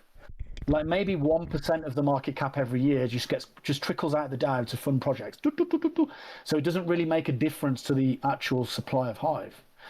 But as the crypto markets come down and as the price of Hives come down, those stable coin payments out of the DAO are still basically the same. So it means it's worth more Hive tokens as they come into general circulation, right? So it's adding more and more and more inflation because it's expanding the supply more rapidly of Hive. Of it completely. So it's a big sell pressure on the price of Hive. It's an inflationary pressure. Now the idea is that's supposed to be really small, like 1% of the market cap, so it's negligible. But also the value created is supposed to be much higher than the value spent, right? So it's supposed to be bullish. But as you've just seen from some of the things I've listed off in ValuePlan, they're not valuable items. So we haven't spent wisely to create more value than we've spent, right, in many cases. Now, I'm going to go into the numbers in a minute to show you the scale of this. But basically, the general principle is that as money comes out of the DHF into the general circulation to fund these projects, it gets sold into the market and it expands the supply of Hive, which is inflationary, which drops the price, right? Now, if we were spending on really, really great things, really quick wins and smart marketing, we'd probably have a much higher price than we have right now because it would have generated more value. But unfortunately, we haven't been able to do that. And this is just me voicing my opinion at this point. I'm kind of tired of seeing it. I'm kind of tired of seeing the money being spent. Now, I'm sure the spending is well meant. I'm sure that the spending is genuine, but it's just not producing results, man. And it's got to stop at this point. So I'm mentioning these ideas with grace and respect, but we can't continue like this. So that, and it's not just ValuePlan, by the way. ValuePlan is the biggest spender. It has issued 13 million Hive into the supply, right? So if you imagine that the Hive supply is 510 million, 13 million Hive is 2.5% of all the Hive that ever existed, constantly being sold into the market for the last 3.5 years, right? So that on its own is maybe not, although I would like all the spending to be 1%, just ValuePlan is 2.5%. Wow. Right? So you see, it does make a difference on the margin. And then if you add that to other things, then we have the issues that we have. Other projects also normally make up about the same of the spending as ValuePlan. So if you take into account all the other projects and sum their spending up, it's about the same as ValuePlan every year. ValuePlan's normally about 50% of the spending. The other projects are about 50% of the spending. So that's where you get your extra DALs, is extra 5% of inflation from, because it's about 2.5% from ValuePlan and another 2.5% from the other projects, right? Plus the 5% makes 10% inflation, right? But there's another factor as well. The other factor is the APR on HBD. Now, again, this was supposed to be around 1%, so it's negligible, right? So you take the whole Hive market cap, 500 million, right? And if we issued 5 million tokens a year to pay out the APR of Hive HBD, at the 15% APR, then the chain can kind of support 1% extra inflation. It's kind of negligible, plus the 1% from spending. So that it was supposed to be like 2-3% maybe max, right? So how much do you think right now the APR for Hive costs Hive in terms of percentage for market cap? Do you know how many Hive tokens are staked? How many HBD tokens are staked? Sorry, stakes through the whole chain out of 510, or the total amount of HBD out of the 13 or so million APR HBD, how much is staked in savings to an APR? 11. Okay. I don't know. No, I think it's about I think it's about 3 million staked. It's about 8 million. Jesus staked. Christ. So so then let's take 15% of 8 million for the APR. Oh my god. That's a lot. 1.2 million. That's a lot. Yeah. So it's 1.2 million HBD a year being printed, right? How much that in then Hive? You divide the 1.2 million. Divide the 1.2 million by the price of Hive right now. Wow. That's 8.3 or something. And it's right 15 million Hive a year that's being printed. Wow. So it's 15 million Hive a year that's being created to fund the APR and HBD. And do you know what percentage of the market cap that is per year? The inflation? That's 3% of the 500 million every year. So it was supposed to be 1% originally, where it's kind of negligible. We could have done like 30% APR originally, and it still wouldn't have been 1% back in the day, right? Now at 15%, it's 3% a year of the market cap that's being printed. That's crazy. Right? So let's take that. So let's take the 5% of the spending plus the 5% of the scheduled inflation, which is like creator rewards, witness rewards, and things like that, plus the 3% of the APR on the HBD. That means we've got a projected inflation of around about 12.5% this year if we carry on spending how we're spending. So that's going to be last year, 2 years ago, I think it was 11% inflation. Last year, 9.5% inflation. This year, we're on for 12.5% inflation. That's not a well-managed economy. Wow. Unfortunately. And so we can't continue that way. We've got to figure out ways to reduce that inflation and reduce that spending, in my opinion. Other people don't agree. Other people are voting for everything. Other people vote for everything in the DAO, and they don't think this is an issue at all. I personally think that my argument wins, because you can't keep inflating an economy like that and expect it to continue without going Zimbabwe style. But maybe I'm wrong. I'm perfectly willing to hold my hands up and say that I'm wrong. If someone has some other counter argument that can outweigh this argument, then we can continue spending on bike riders and rally cars. Let's do it. If you think it's really adding value to Hive, let's do it. I don't know if you want to pause there for a second. I can come on to some solutions that I think that we can do. But it just to me, how you were explaining it, it just makes sense. Like why the Hive price is being pushed so hard, because inflation does have a huge effect on it. So and we can come out of it fast. We can come out if we really stop that spending. It will next year we're back on track. But that's what we should focus on. Then done that, and now we do it. But that's crazy, man. That was a rant, man. Yeah. I don't think that was a rant. Was that a rant? I feel like it was actually scientifically based. No, no. The information. I was feeling like this meme, the lady with all the numbers and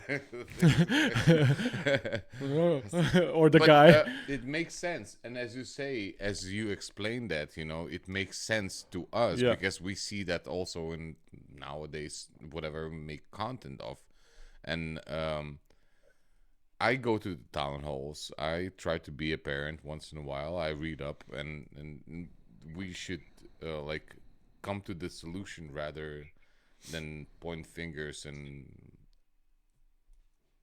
do weird stuff. We should just. Focus. It's a tough one, really. It's a tough one because I don't like pointing fingers. But I've been talking about this with people for 2 years now, and nothing's really changed. No, but that's personal. And we don't need to change the code to do this. We can just stop voting for stuff, and we can reduce the inflation. So that we've talked about ValuePlan specifically. I haven't really mentioned the guy's name, but we've got to stop some of that spending. It's crazy. There's just no results coming back. And any other organized group of people would say, like, the whole point of tracking results and having success criteria for every spend that you do is so you can say, oh, that spend was successful, let's do some more of that. And then we can say, oh, that spend wasn't successful. No subjectivity, my opinion. It's like, those are the numbers, it didn't perform, let's redirect that funding somewhere else, right? That's the whole but there's not going on Hive.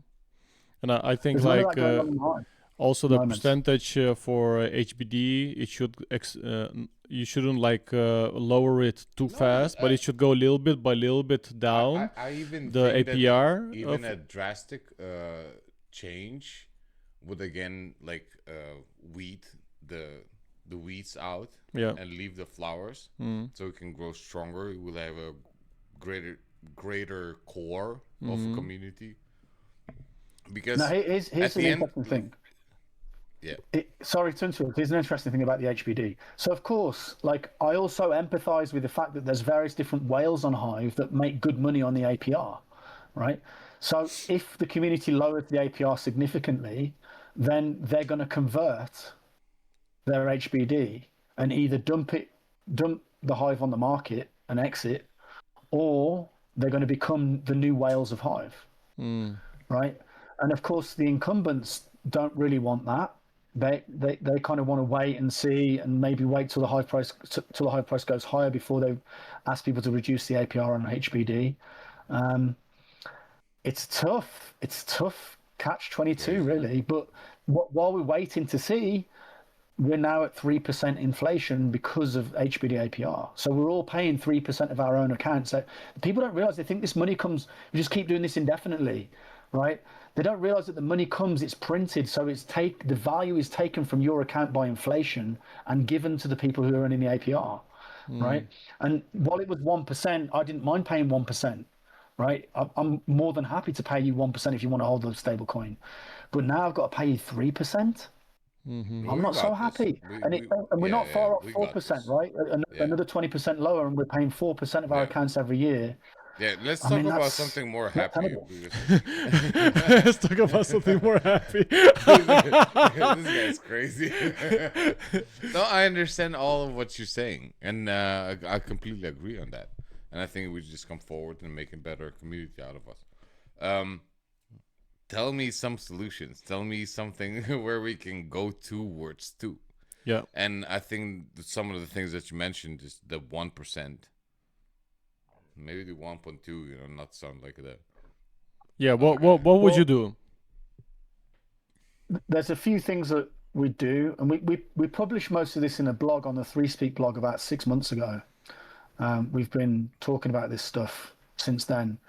And the reason I'm back on it again is because I recently saw the ValuePlan guy talking about putting out a new ValuePlan proposal, and I managed to figure out how much it was, and it was huge.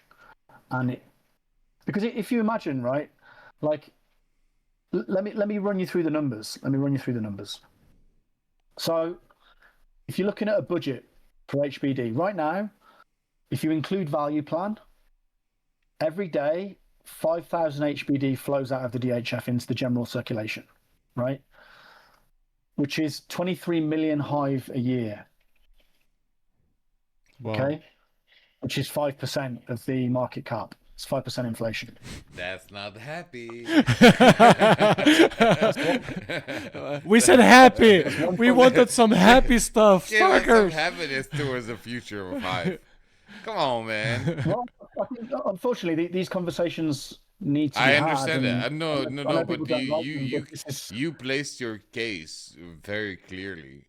I think we hear what you say, and most of us, I guess, agree. Let me get to the happy place, the potential happy place. But people, this is just my view. A lot of people won't agree with this. I like happy. So we're at about 1.9 million HBD per year spend right now, which is 5% inflation. Remember when I said it was supposed to be around 1%, 1.5, maybe 2% max.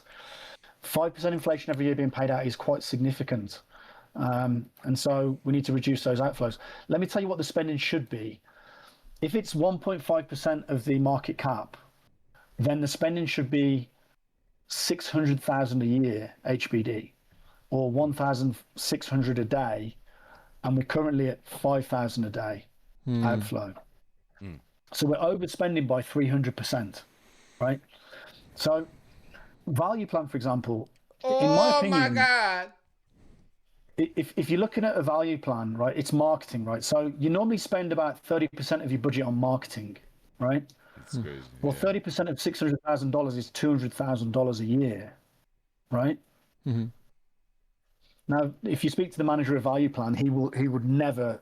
He'd be like, no way, we're only spending $200,000 a year on marketing. It's got to be $800,000 a year, right? But my argument is $600,000 a year is the annual budget for Hive for all the spending? If we spend more than 1.5% per year, then we're starting to inflate significantly. So it's like, you want to spend more than 200 grand a year, right? But you don't want to spend it on anything but bicycles and rally cars. So it's not really adding value to Hive.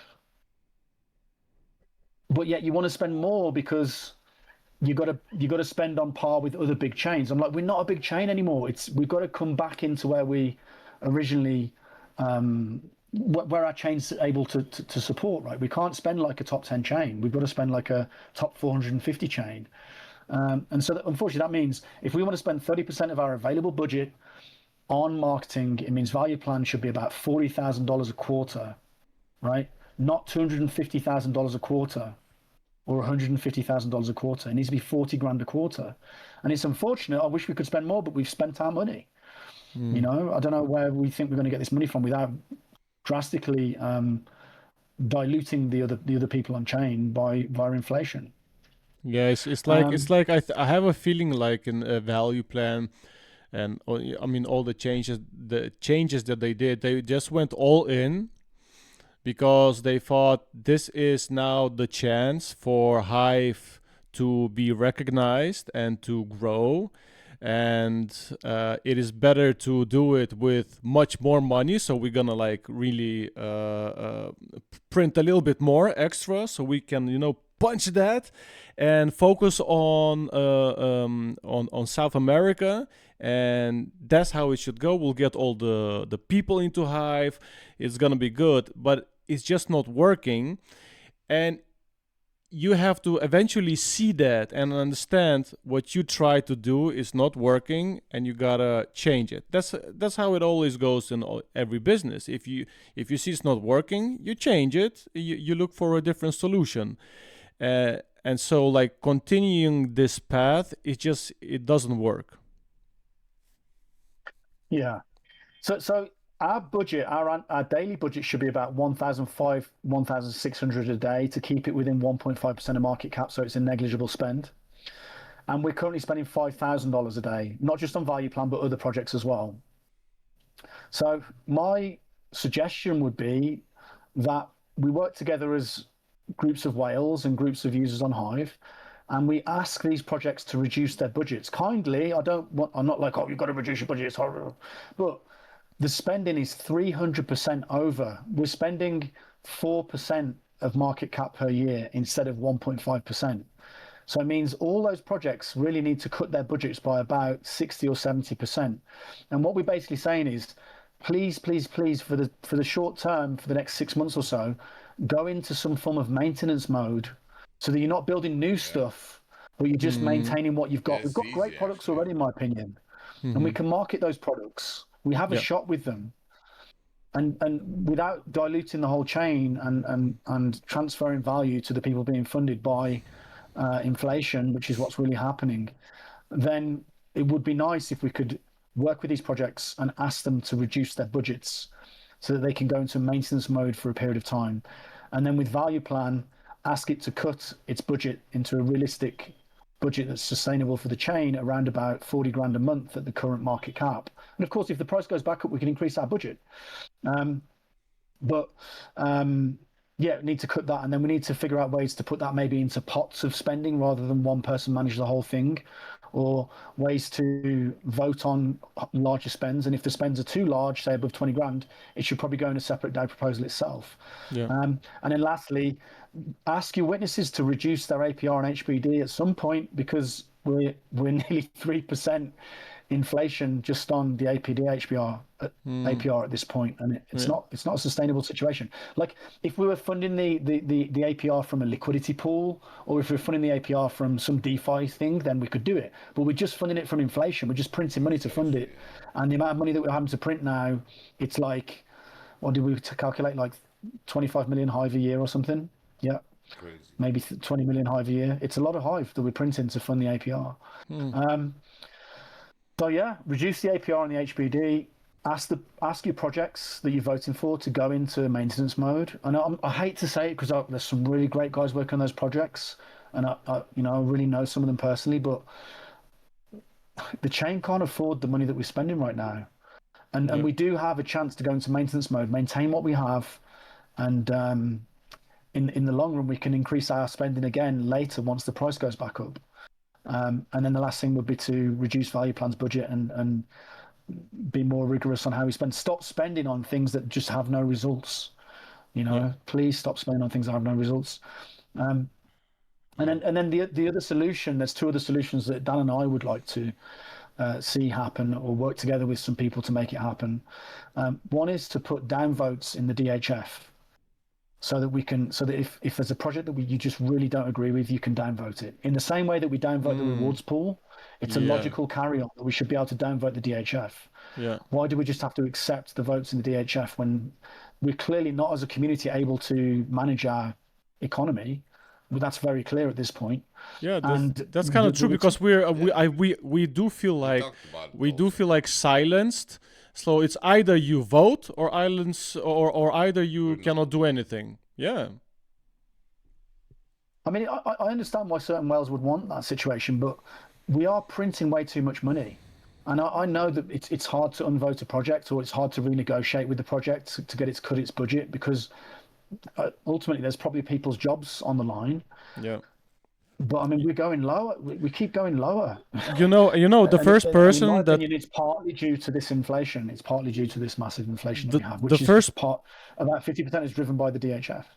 The first person who talked about this, that when I heard about inflation and what's going on Hive, was Elmer Lin, and he started the whole. Yeah. So he started the whole thing, and people are laughing at him, saying, "No, it's not like that." And he was right, man. From the beginning, he understood. Do you know what's funny though? Right? Yeah. So he sold most of his Hive around 20 cents.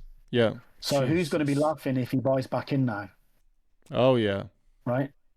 This is the price that's going to be paid. I'm not saying that Elmer's going to buy back in. In fact, I don't think that he will. I think that until we have some way of controlling the economy outflow through the DAO, the DHF outflows into the general circulation, I don't think that someone like him would buy back in. And that's what I want to see. I want to see a way for us to control the outflows from the DHF as a community. If we can do that just by unvoting proposals and renegotiating with proposals and bringing ValuePlan spending into an acceptable place, then great. That's great. We don't have to do any coding.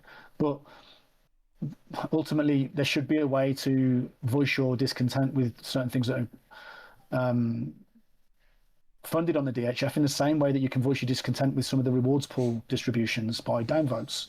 And then the other thing that I'd like to see on the DHF is maybe a much higher, but a cap on the outflows. So the argument right now for not putting a cap on the outflows is that we want to be able to spend if we need to spend, right? And the other argument is that they tried this in BitShares, where you paid out in the native currency, but of course someone would put a really simple job in and the price would go up and they get paid a fortune for doing a really stupid simple job. And if there was a really big job, of course the price would go down, and then they wouldn't be able to justify doing the big job anymore because they wouldn't be getting paid enough in the dollar value. So it's a really good thing that we have a DAO that pays out in stable coins, but I also think that we need to put limits on that. So if the spending does come up to somewhere, in the region of 2% or 1.5%, then we start cutting off the bottom projects so they get defunded. So we keep our spending in a reasonable region. So the downvotes and the cap on the DHF require code, and me and Dan would be more than happy to put some money into that or figure something out so we can add that in and work with other people to do that. But the other thing would be, without having to do any code, we could just hold ValuePlan to a higher standard. We could ask other projects to refinance and bring their budgets a bit lower so that we can just, as a community, restrict the outflows of the DHF without having to do any code at all. And those are my real, and of course reduce the APR on the HBD. That would just stop the inflationary situation on Hive and bring our ship back into a better managed economy. I don't know if that's the right thing to do or not. I mean, my gut feels it. I see these inflation numbers. It's a significant problem, that's for sure.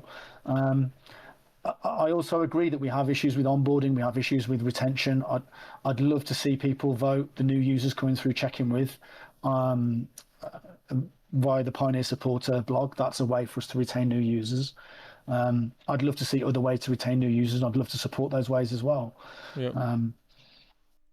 But yeah, Hive has its issues. On the flip side, though, on the green, the grass is green side, like Hive is insanely amazing tech, and it's the only one out there, right? There's no ICO, no pre-mine, no company, no CEO.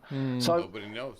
You kind of we're with it whether we like it or not, and it's just that the economy is not that well managed, and you can't have a credible piece of tech without having a well managed economy. And as a collective community, we're not doing very well at that, in my opinion. Especially with the inflation figures. But, you can do contactless phone-to-phone airdrops with HBD. You can pay in any crypto and you can receive HBD in your business, right? So just these two things alone are insanely powerful. You look at threespeak and Speak Network, you look at check-in with, proof of person. All these things are cool things that Hive does. You look at Hive Echo, and I mean, you guys could probably sell that and get people paying you money to do that type of thing, Yeah. It's very, very powerful, Hive Echo, is it puts so much traffic on things, and this is all driven from Hive. You look at Posh, XNC, just amazing, amazing projects, Snappy, people like Menno. This is what I love about Hive, that, again, I like to see if a dev's got a whale stake already from a DHF, I don't really want to see you get more than subsistence funding, because people like Menno still volunteer for free, but he's the fool, right? He's working for free, and all these other people are getting paid. Now, hopefully, I'd love to see Menno put a proposal in and get funded, because he bloody deserves it. Yeah. But like, he's just stepped up for the last 7 months and worked while everyone else is getting paid. I mean, that's very, very gallant, I have to say. Yeah. And I'd love to see more of that on Hive, but if people are getting paid a lot of money and the price is going down, there aren't going to be that many people willing to volunteer their time to do that type of work without wanting to get paid. And if they don't get paid because the DAO can't afford it, then they're not going to do the work. It's like a chicken and egg catch-22, isn't it? But and eventually all the devs that want to be paid, they will go away, and there will be no more development on Hive. I disagree with that, though. I think there will be developments on Hive. I've been working for free on Hive for 7 years. But I mean, yes, but I mean, no. What I mean is like developers, right? What trades? Yeah, like devs. If devs will, because we have, of course, in the community, developers who are really helping as part of the community, but you have a lot of developers who that know Hive inside out, but they are being paid by the projects. And if the projects will not get funded, these developers, if they will not get paid, they will go to another chain. Because they need to get paid. They need a job, right? If Hive cannot pay them, they're out. And so imagine if because there's a lot of developers that left Hive already. Back in the day, we had so many developers on back in Steam Day, right? Of course, there was a lot of things to make and create. There was nothing out there yet. But what I'm saying is, if a lot of developers will not get paid, they will go to where they will get paid, and then the Hive will kind of, I don't know, stop. It will become slower. Yeah, but I don't agree with that at all. No? I think that there's plenty of people who are using Hive, like, biblically. I don't know, because I always see mostly always the same developers on the main screen. Yeah, I mean, this is slow progressions, but that's why we need more people. But I don't know how many developers we have in Hive. I have no idea. I only see there's this link, I think you, Starkerz, gave me, where you can see whoever works on whatever, like, now. Yeah, there's a blog issued every week where not all the developers on Hive, not by anywhere means close to all the developers on Hive, but I forget the name of the account, but they, like, Sagar posts to it, Eddie Spino, Menno, a bunch of other projects post to it to say, hey, this is the dev work that we did this week. And then they share the beneficiaries of like a $50 blog. And I'd love to see some of the funding that's spent on bike rides spent on that. right? For most developers, why are we spending all this money on other things that aren't producing results for Hive when clearly if we put that money towards that type of thing, funding those blogs that those devs are issuing, then we could incentivize more developers to work open source that way. I do believe that some developers would leave if we cut the budgets. I'm under no false impression, but I mean, you can't keep funding developers if your project's not sustainable. No. It's the same thing. Like 2 weeks ago we were at 10 cents Hive. Now we're at 8 cents, 7 cents. Yeah, like we're inflating like crazy. We were talking about like the lowest part with Marius. We were talking about like 5 podcasts ago, or like we're reaching the bottom of the bottom, and you just. And now we just passed the bottom. No, this isn't the bottom. If we carry on spending like this is not the bottom. No, like, but that's why I think it's just going to get it's going to go down faster and faster. Yeah, we need to do something. I'm not trying to spread FUD or anything. Like, we've got to get our economy in line. We've got to stop printing so much money. Are we now lower than Steam? Are we not lower than Steam, by the way? No, I don't think so. No, they usually. We remember we were very close when we checked. I checked it actually like 2 days ago. Also, we're just. So what I think is going to happen? What I think is going to happen with the other developers is I think some of them will stay anyway because people love Hive. Like, I'll stay. You know, everyone else, like some of the other people are going to stay. I think that we need to make. Hold on. Let me finish this point. It's important. It's important. I'm sorry, because I'm obviously going to get a shitload of flack from developers saying Starkerz is saying Google. Yeah, and I've got to make this point. Like, some of the developers will stay. Some people are hardcore Hivians. Some of them will leave. But once the community has a well-managed economy and isn't printing so much money, the price should go back up. Yeah, there should be there won't be this constant selling every day from the DHF, and then once the price goes back up and we earn our right to spend again, then we can employ developers back. And some people say, well, those developers are never going to come back. Well, I would argue that I think a good chunk of them will come back, and the ones that leave because they're not being paid, fair enough, you've got to feed your family and stuff, but I think a lot of people will stay and work. People just like Hive. Like, Hive is the thing is, like, what you're going to do, go and work on Ethereum? We're going to do go work on Solana? Like, come on, man. Like, these chains are like corporatized chains. It's not in the right ethos of what you're trying to build. I mean, okay, if you've got to earn a check, then you're going to do what you're going to do, but ultimately people are going to come back to Hive because it is the only chain with no ICO, no pre-mine, no CEO. It's got a community behind it. It's not going to. Developers aren't going to destroy the economy if they leave. I think the economy will rebalance. We have users. We can still distribute. We can still do some development. I'm not saying cut all development. I'm just saying, like, what we really need to do on Hive is take what we've got and do really good marketing, really cost-effective, targeted marketing of what we already have. Bring the users back on, and then that will pump the price higher, and then we'll be able to hire devs again. You know, it's a tough conversation, but. You know, it's easy to sit there in ignorance and just be like, oh, well, we'll just ignore it, which is what we've been doing. Like, you've got to bring the economy into line. And I'm sorry if I'm the one that has to say that, and I'm probably going to be hated for it, but I can't sit here and watch the price keep going down the way it's going down while we keep printing so much money. You know? Like look at all the privacy coins, that how much has been invested not long time ago, like a month or two. There have been huge investments, and I see Hive should be a part of that trajectory, because we are also a part of like privacy kind of sector, like transparency and etc. This is a great point, right? This is a great point because Monero's gone up, not because it's brought some new technology out or developed or anything. Monero's going up because of the narrative. The narrative shifted towards them, right? You don't need to like continuously put out new technology in order to change the narrative.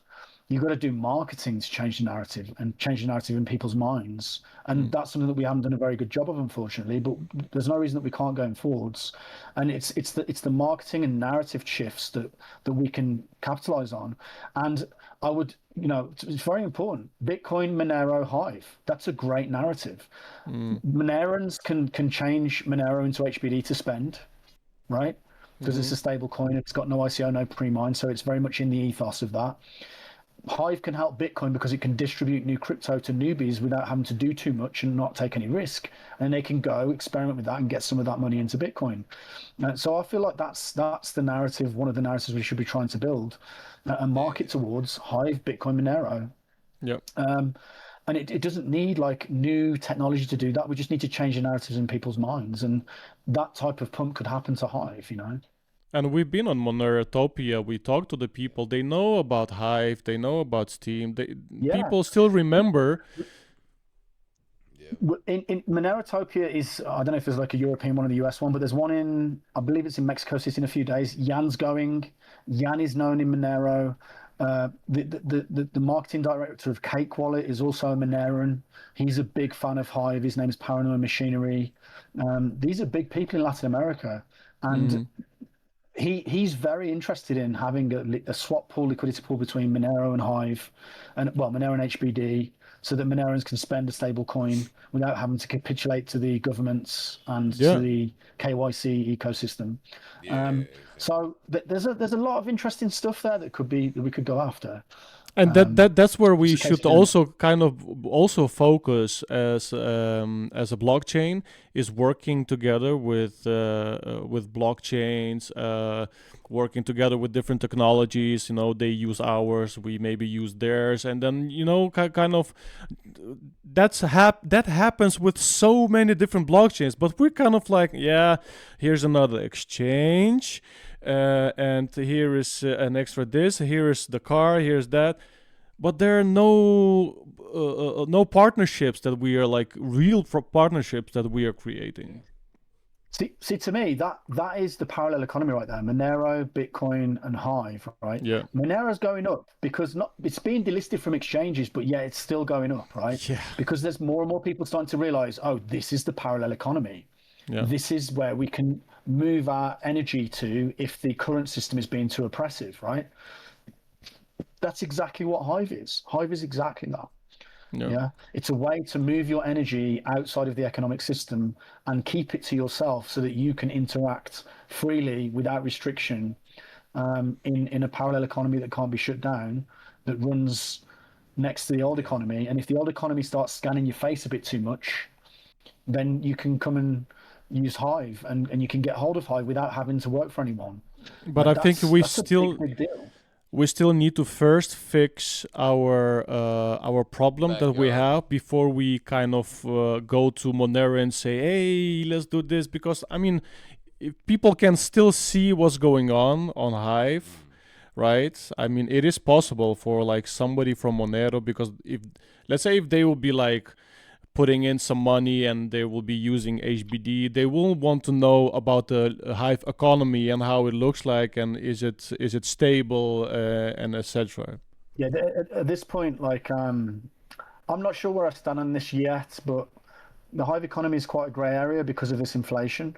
And if you do ask anyone to invest in Hive, then you should. It really is kind of your duty to tell them about the inflation numbers. Yeah. Because if you don't, then there's various governments around the world cracking down on people for marketing crypto, and it's for reasons because like this.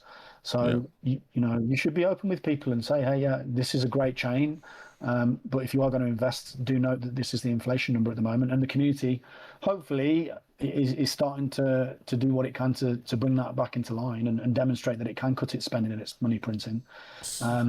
But we'll see. I mean, I have no doubt there's many people on Hive that completely disagree with me, and they're very, very influential, powerful people on Hive, and they want to keep printing. They want to keep funding projects, and no matter what the price is, they believe that Hive can absorb all of this selling, and we'll see what happens. So if hopefully we can convince them. I don't think what we're asking is unreasonable. This is the thing. It's like I'm not asking to burn the DHF. I'm not asking to like fork Hive. I'm not asking for these people to be like singled out and shamed and everything. I'm just saying there's certain ways that we can all behave as a community to reduce the money printing on Hive and reduce the spending, at least temporarily, so that we can bring the economy back into line. And once it rebalances and it starts going back up, then we can slowly increase the spending. But there is another problem. If we don't put down votes on the DHF and we don't put the cap, then this will happen again, in my opinion. This is endemic. And, like, it's like this year we funded a bike racer, but next year let's fund a bike team. We've got the money, we might as well, right? That's that type of thing's going to happen. And it's just going to, people are going to come up with different ways to spend. Oh, I've got a great idea to spend. Have you ever done marketing before? No. Are you a marketing expert? No. But I want to do this. I want to do this spending, and it makes sense to me. And it's like, that's what we've been doing so far, and it's not yielded any results. So we need to figure out a way to put a cap into the spending somehow, so that we don't overspend again. And again, many people won't agree with this on Hive. Many people think I'm just talking la, but I've just told you the numbers, right? The numbers don't lie. We're on 30% inflation over the last 3 years. What are you going to do about it then? Do you think should we spend more? Should we be spending more money? That's the next question to bring to. Like, let's spend more money. Fest this year? I don't know. I'm not involved in it, and I haven't speculated on it at all. Haven't thought about it. I've just been thinking about this. I've been thinking about how do we talk to people to get the inflation down. Yeah. And we'll see. We'll see. I mean, some time. Yeah, I mean, we'll see what happens with Hive. It's a very interesting story. Hive's got its demons. It's got its challenges. It's had many challenges in the past. I'm very confident that the things we're discussing here are not like world changing. We're not asking to change the whole blockchain and they're very reasonable asks, and I think the blockchain will eventually pull through this time without diluting people too much, hopefully. But it's just like these kind of moments, especially now the podcast we're talking, it's just, we need to open eyes of people, even though it's 1 or 2 or 3, but it should be an eye opener, or not even an eye opener, but like just think for yourself, right? Think for yourself and logically think what's going on and what can happen. And if all of us will do that, because there are a lot of Hivians that just don't care, or they don't understand what's going on. They just see like, oh, okay, I'm here to earn some rewards for my post, and that's it. But people should start digging a little bit deeper, because if you were earning back in the day, you were earning $30 per post, and suddenly you're earning 10, you should be thinking what's going on, because it's for you as well that it's now you're earning less than before, right? So yeah, everybody should be thinking about that. Just to put some things into perspective, right? So if our current daily budget is 1,600 per day, to keep it below that 2.5% of market cap, right, on the spend. Sorry, to keep it below 1.5% of market cap, so that it remains negligible compared to the size of the chain.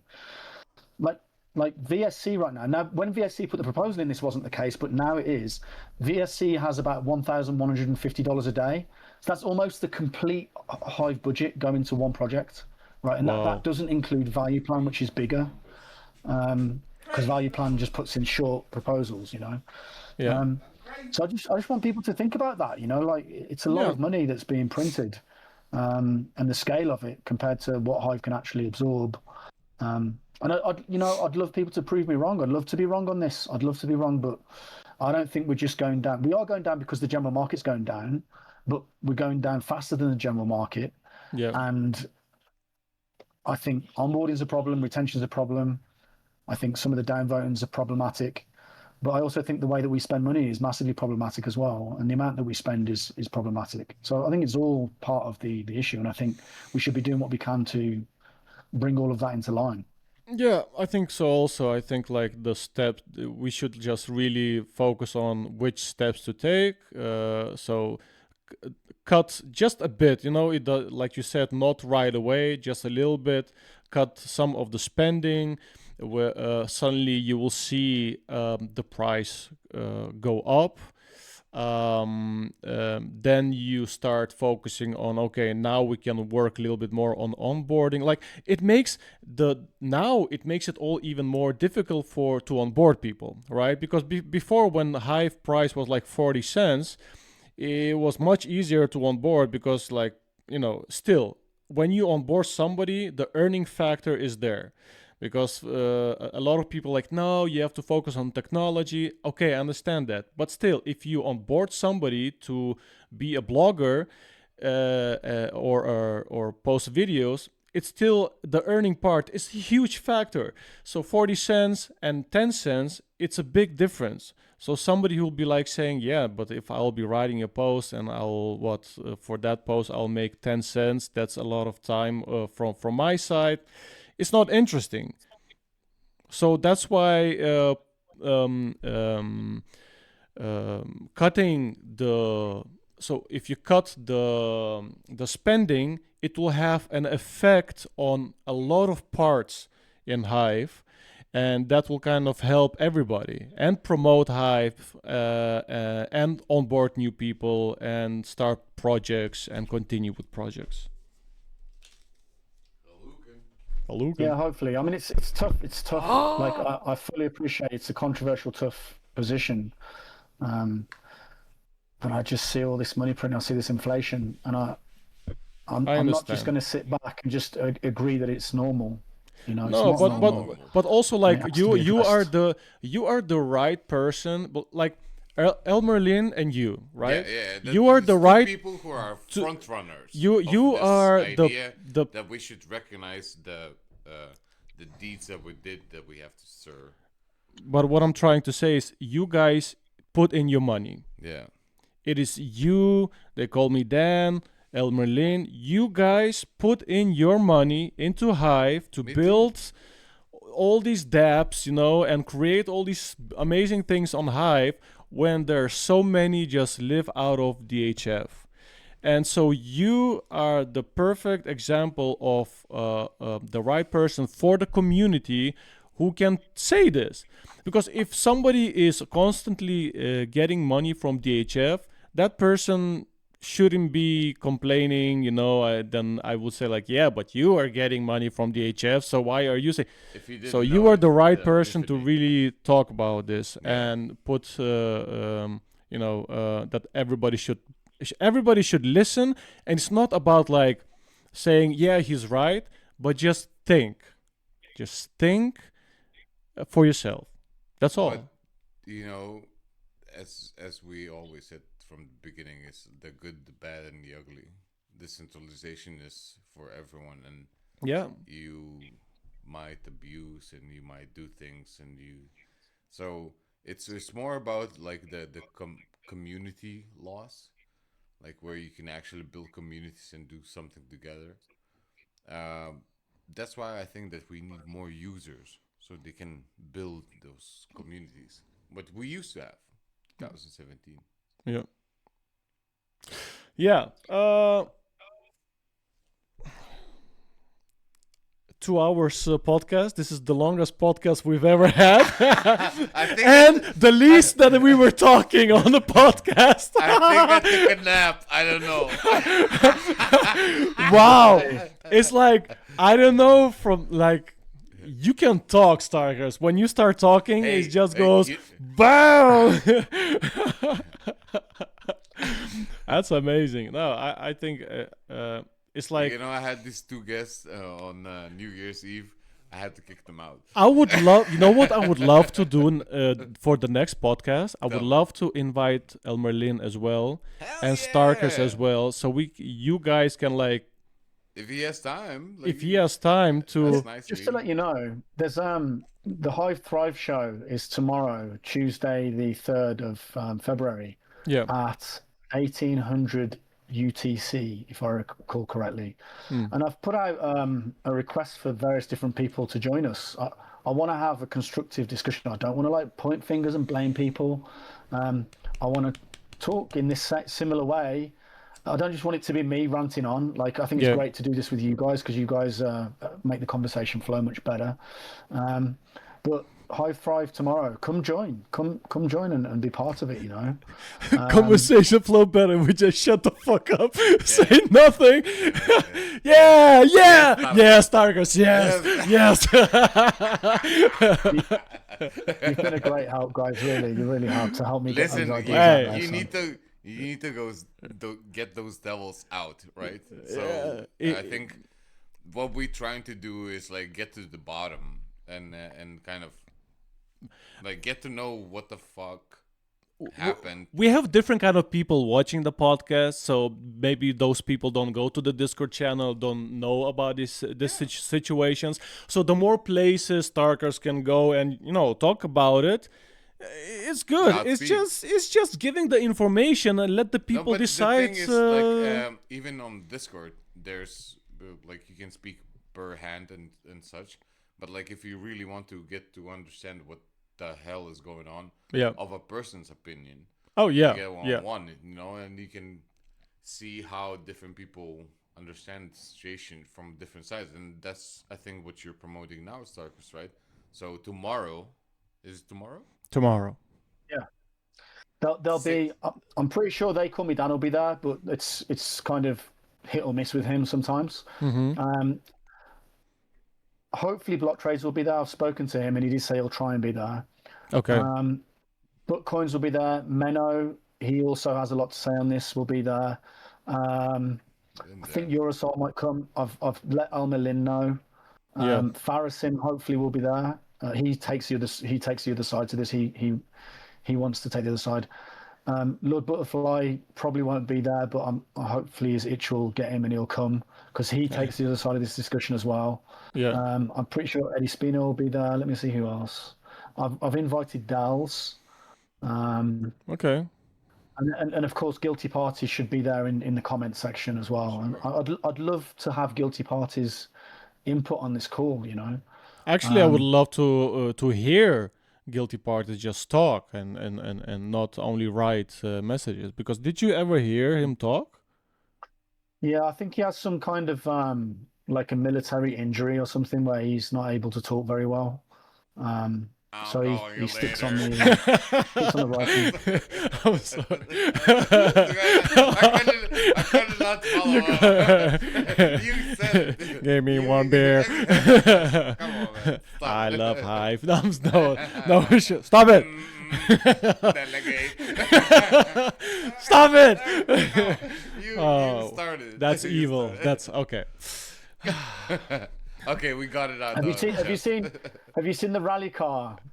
Have you seen the rally car blog? No, I think Marky Mark has created a rally car blog. Oh my god. Oh, did you like Marky Mark?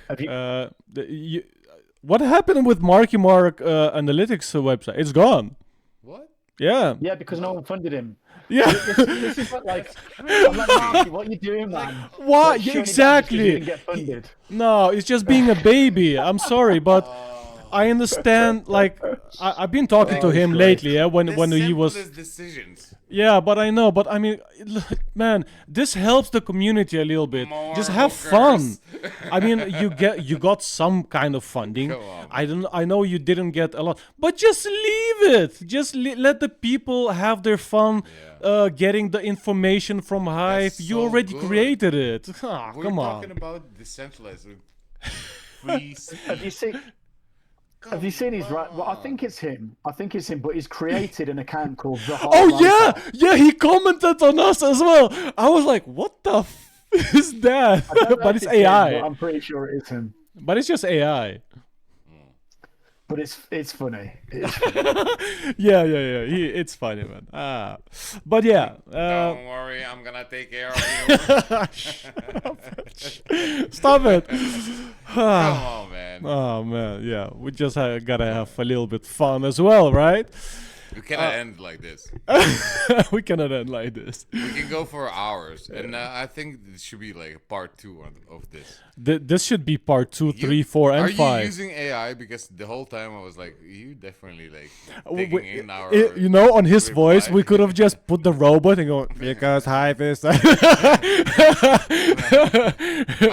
inflation 3%. No, it's crazy. Like it actually hurts my heart. Yeah. But one thing to say for sure is I like this is obviously a tough call, but there's so much cool stuff going on Hive. Like I'd love to do a call where we go through Dan's messaging app.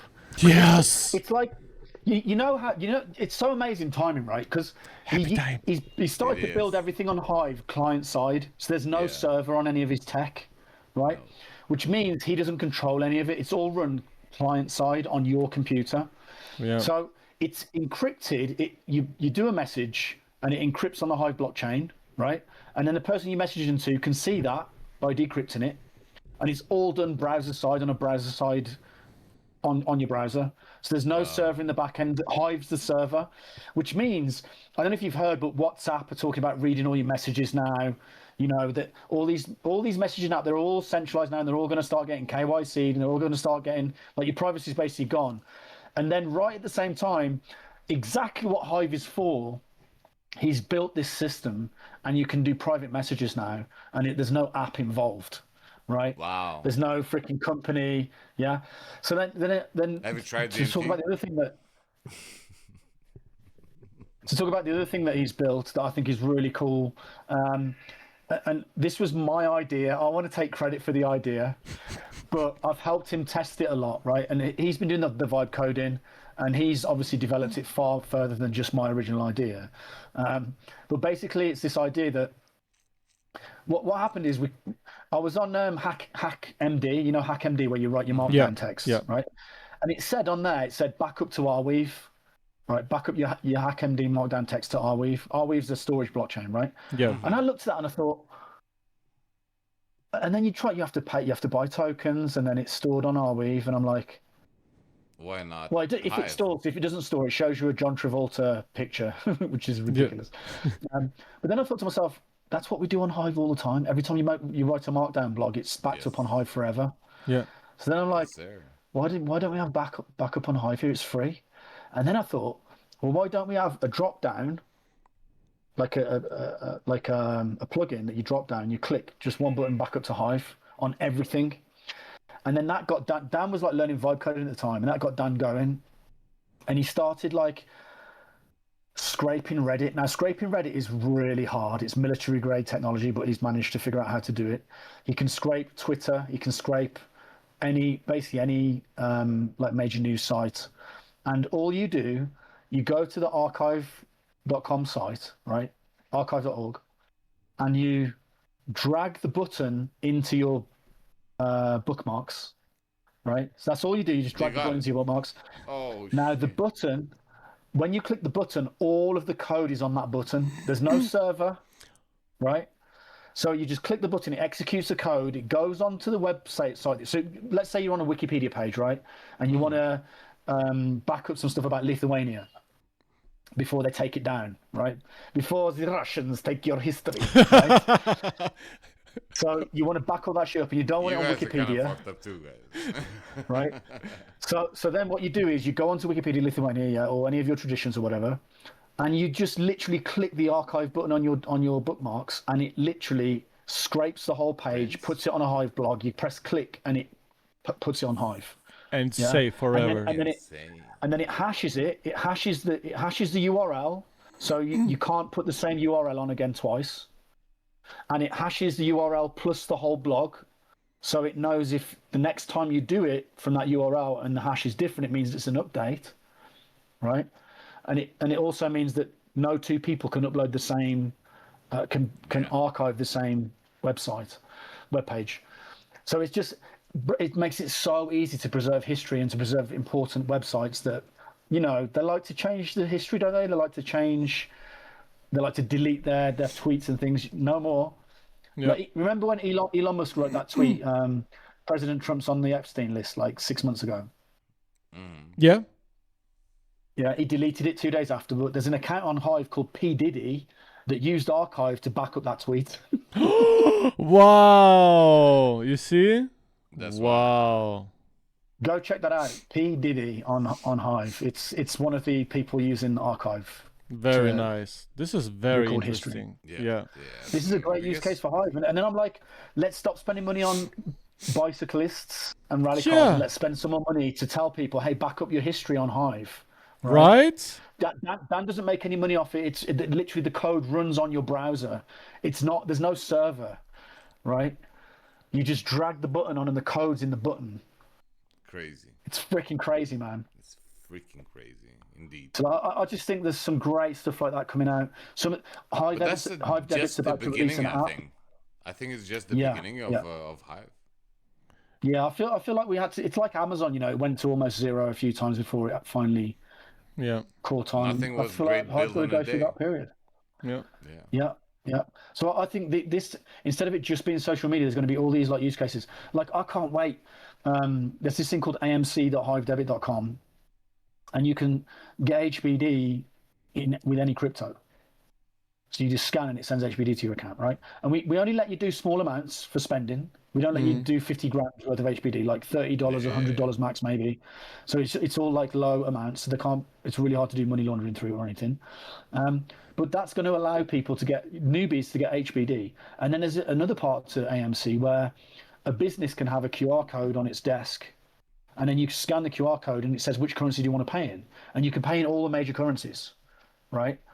But they all get cash back, but it's all less than high. Like the fees to exchange, like say if you want to pay in Sol into the shop, right? Now the shop owner doesn't need to know anything about crypto. All they know is they've got the QR code there and they scan, right? They get the scan, and they receive stable coins, right, in HBD. But the Sol user scans, and then there'll be like a list of the currencies, like Sol's going to cost this much because there's an exchange fee, because you're going from Sol to Hive to HBD. But then there's going to be a cashback capability, and of course HBD is always going to be at the top with no fees and maximum cashback. So that's another cool use case of Hive that's just coming. Just like the cards, the Hive debit cards, we can do a thing where you can tap someone else's phone, right? And then it gives you it gives them your phone number, or it lets you spend Hive with them depending on what they've got. And also now, remember when we were creating Hive debit cards before with iPhones and using NFC tools? That's gone. Yeah. We've got around it now. You don't even need NFC tools to tap to create a Hive debit card. No. So you just go on an iPhone. No, you can go on an iPhone. You can just create an Hive debit card just like you can with an Android. Wow. Jan's a genius, man. Jan is like top level. We've also done a thing on Hive debit where you can't add an existing account anymore to a Hive debit card. Because of course some idiot's going to put 10 grand an account with 10 grand, and then someone's going to come with a flipper and hack it, right? Yeah. So what we do now is every time you create a Hive debit card, you have to it's like a seamless process where you create a new account at the same time. It gives you the keys, but then if you put more than like $150 on the card and you go to spend, the spending terminal will flash and say the spend's not possible. Your balance is too high. So if you do that 4 times, it wipes the card. Wow. Oh. So what we're trying to do is encourage people to keep their balances low on their Hive debit cards, right? Yeah. So like a bunch of stuff like that is coming out. We've got this really easy way to top up your card now. So you can go onto my card, you can tap, and then it gives you your card name, your card balance. You put your PIN in, obviously, and then it gives you a card name, card balance, and a QR code, and it says top up. And then obviously, if you give someone $10 and they give you, then they can scan with their Hive HBD account and put HBD on your card, and then you tap the card again and it shows you your new balance. So that's all on hivedebit.com. It's like there's some cool stuff coming out, man, and this is all proof that Hive is just freaking amazing. This guy is like, my wife will kill me. No, she's sleeping. It's okay. My kids are sleeping. My wife. That's why I'm here, man. Don't worry about it. I was thinking like. But look, you wanted happy. There you go. This is some crazy stuff. I mean, I am shocked that this is not like this is a revolutionary development here on Hive. And this should be like. Every person flagship projects. Every person every person on Hive. No idea. Every person on Hive should be that's what we're missing. The Hive army, right? We're missing where everybody's like, oh my god. Everyone. It should be everyone. Yes, Hive Echo. So this is where Hive Echo, for example, right? Dan would probably give a bounty. Like, you can create a group there. You can create a group in his chat app, right? Or you could just message someone. And also, you can also put like a limit. So if someone doesn't pay you more than like $3, you don't see their message. Yeah. For example, you can put all these like limits and things. It's crazy. So like Hive Echo should do a task to like get people to try that app. And then the same thing, go archive something off Wikipedia with Hive Echo. Make a task for that. Yeah. We're checking also. We're checking into Hive Echo to see if we can kind of get because I know some places where I can get, let's say, 100 or 200 people just because they have a Twitter account, of course, X account, but their airdrop, they're looking for airdrops all the time, but they do always repost, comment, and stuff like that. I can bring 200 people to Hive Echo easily and tell them, look, when we post something, you earn some rewards. All you have to do is repost on X, do that. And Hive Echo could grow in numbers of people promoting Hive stuff on X, but also at the same time you onboard new people, and maybe some of them, a percentage, will be like, wait a second, this is kind of cool. I will blog here. I'll try things out. We try a couple of those.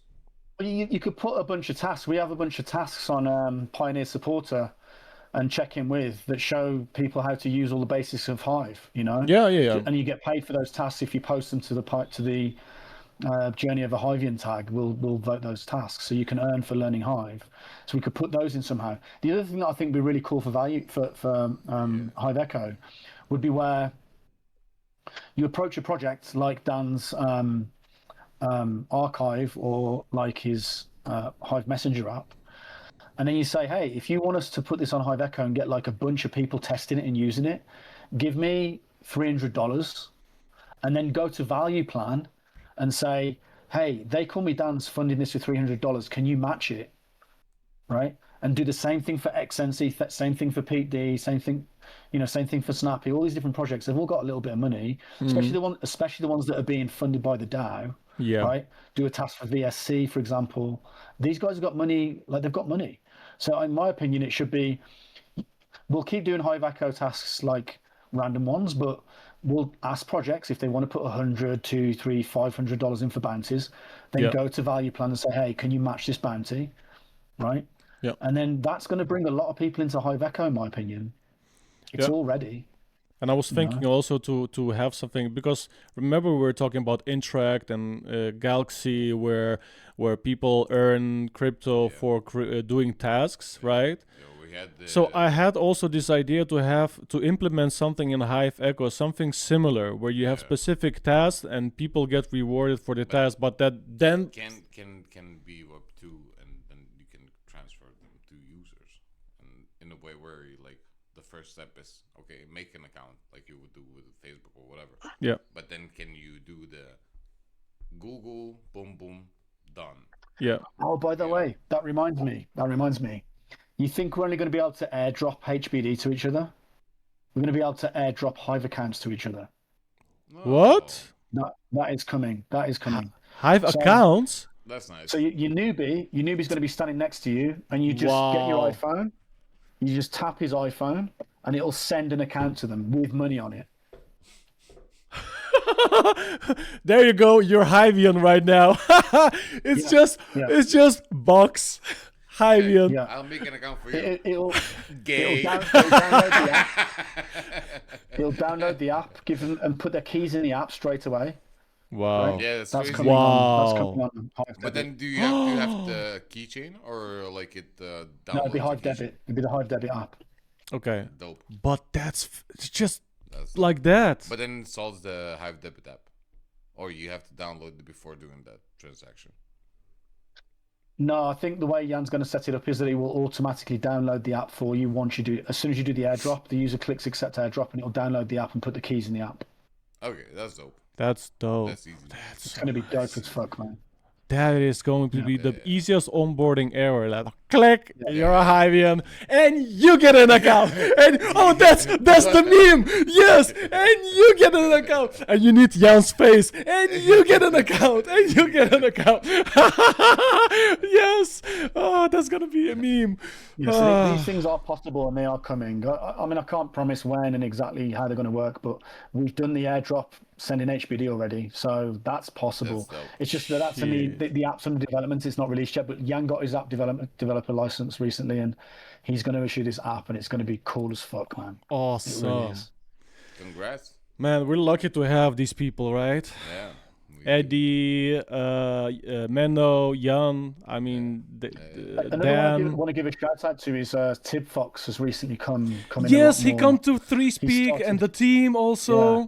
Oh, really awesome. I spoke to him and he started like it's a lot of it's Menno, right? And Menno's like energy and enthusiasm. It's starting to bring other people into like, hey, can I also contribute to this? Which I think is so cool. And like like hats off to the guy. But yeah, Tib Fox has come in. Someone else has joined their group as well.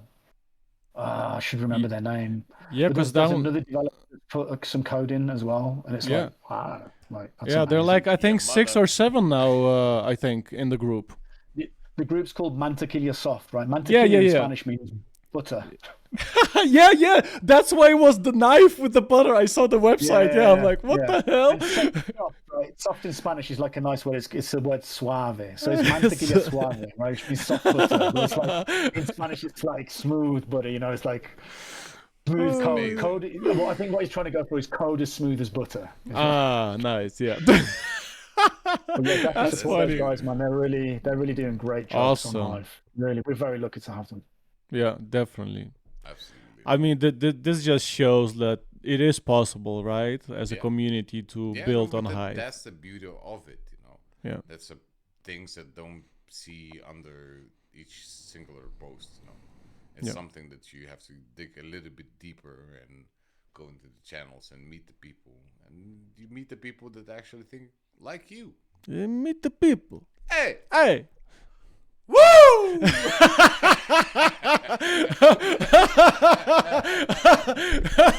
Oh my gosh. Anyway, yes. Yeah, exactly. Fisting. Oh, fucking hell. So we're over 2 hours, 20 minutes. I think it's been a good amount of information, and I haven't spoke to my mother for so long. No, we do respect everything. Like, please tell. No, I mean, I think it's. I think you could talk forever. Yeah, he can. I'm sure of that. AI. He's like transcribing everything. You're AI. I don't know where Starkerz is. There's Japanese lady talking behind the screen, like telling him this. But I think we're gonna put the podcast to the end because it's a really long podcast. I'm not sure if a lot of people will listen till the end, but I hope they will because it's very useful information and needed. I think also in regular basis we should do these kind of podcasts a little bit more. And maybe it would be nice to also invite somebody into the podcast while Starkerz is here and just have not just talk or maybe even a debate. I don't know, but just have those kind of conversations. Who knows? And I think it would be the best. The first part would be get somebody who is on the same line, and that is Elmer Lin. Yeah. And just get these two to really going like Hive. Maybe we should do first. But also at the same time that Starkerz will, because Elmer Lin, he lost all hope on Hive. He's like, that's it. You're still here fighting the fight. You still believe. And I think if you would show Elmer Lin the stuff that you do and you created and what you provided for the community, I think Elmer Lin would kind of maybe think of maybe coming back ever, maybe, or just giving a chance. But this should but somebody who like Starkerz, who has also invested a lot of money, still showing the belief in the blockchain and building all these amazing revolutionary things, the technology should show other people. This is the way to show people why you should come to Hive. I don't know other way. It's so simple. But it would be nice to have Elmerlin talk to Starkerz a little bit. Would you like to? Maybe. That's my wife. I'm in Mexico. I'm open to talk to anyone, really. I know you are. I'd love to see if we can bring other people on that don't agree with this and see if we can come to some ground. Yeah. For me, I don't think that like on a podcast kind of theme is like good to have several people on at a time, like we could have on a Discord, we always do. But nobody shows their faces, and sometimes it's nice to put a face to an opinion. Yeah. That everybody can like discuss and such. Yeah. But a discussion for everyone, like I would love to have on a Discord, everybody putting their cameras on, and like talking person to person, because sometimes it's being diluted and just being words thrown to each other. And you see everybody talking like normally, and the one guy is like with parachute flying. Yes, because I think Hive is, and everybody's laughing their asses off. Like, what the fuck is this guy doing? Oh man, yeah. But overall, Starkerz, thank you for. It was fun. Was it? It was fun because like with any of the doubts that I could have, I still have a belief that we can. Yeah, just all the doubts that I had, I still have. Like I thought that we were going. So in 2 hours, I lost 2 hours. Oh my god! I'm sorry. That we can ruin this. No, but what I wanted to say is like I see the light at the end of the tunnel. What kind of light do you see? Hopefully pink. Oh my god! No, but oh shit! I know that there we go. We can do it for better because we have the talent, we have the people, we have everyone. Just more people need to know about it. Because we have all kinds of communities, from Skate Hive to Tip Fox, doing all kinds of stuff. We have everyone there. Like you can find yourself in any corner of the hive. Yeah, like Skate Hive. Yeah, exactly. Yeah. Not so many people talking about it, but they do also very amazing stuff. Exactly. Do things, and you should just they're doing a great job. Great stuff. Hive, they've got probably, I would say, probably the best app on Hive at this point. It's really good. Their app is excellent. And also Mengao, I met him in Tijuana recently, face to face, and he is a smart motherfucker. Like, he's an experienced dev. He's got like 25 years of experience. In Tijuana, I lived there, so I've caught and lost all of the diseases possible in that place. Tijuana. Mengao's a hell of a guy, man. Like, we're very lucky to have him around, and he's the other one that's contributing to Mantequilla Soft. And he knows his video tech like the back of his hand. Like, he's very, very good. Very good. I mean, great stuff. This is like what's happening now. In the butter thingy. I forget the name because it's not in my tongue. What's happening now? So now you have like the people who really believe in the community, the blockchain, that it's not only about getting paid and to create something, but you really want to build something on Hive. Now you have these developers coming together, and this is what you want. You want to make it stronger, and more will come, and then it should not like that. Damn it! By the way, I do want to say as well, like, I'm not anti-DAO, right? I'm not anti-proposal. I'm just pro like reasonable sized proposals. So I do hope, and I'll have a chat with the guys, but if Mantequilla Soft, the group, do put a proposal in, then I'm pretty sure they're respectful guys, and they will put in a proposal that is sized to the size of the Hive economy, so that it's not too inflationary, but it at least allows them to survive and code and keep doing what they're doing without having to live off the breadline. Like, Menno just sold his car. It's like his last possession. He's got like $2.5 grand left in his account. That's it. Yeah. What? And he's working on Hive. Eddie's got 2 kids. I know. Rise, and we've been paying Eddie for years, but we just haven't paid him enough because we just haven't been able to pay. Yeah. And so it's like these guys, like Kesolink runs his computer off a diesel generator in Nigeria. He doesn't even have electricity. Oh my God! Like these guys are amazing. Same with Adi Soljay. Like crazy. So I, if they put a reasonable proposal in, I would personally support that for sure. I think they're great guys. Yeah, definitely. Absolutely. That's crazy, man. Yeah. Why? It's always those kind of people, right? That simple. Is simple. In Lithuania, we say the most silent board digs the deepest hole. Yeah. Asshole.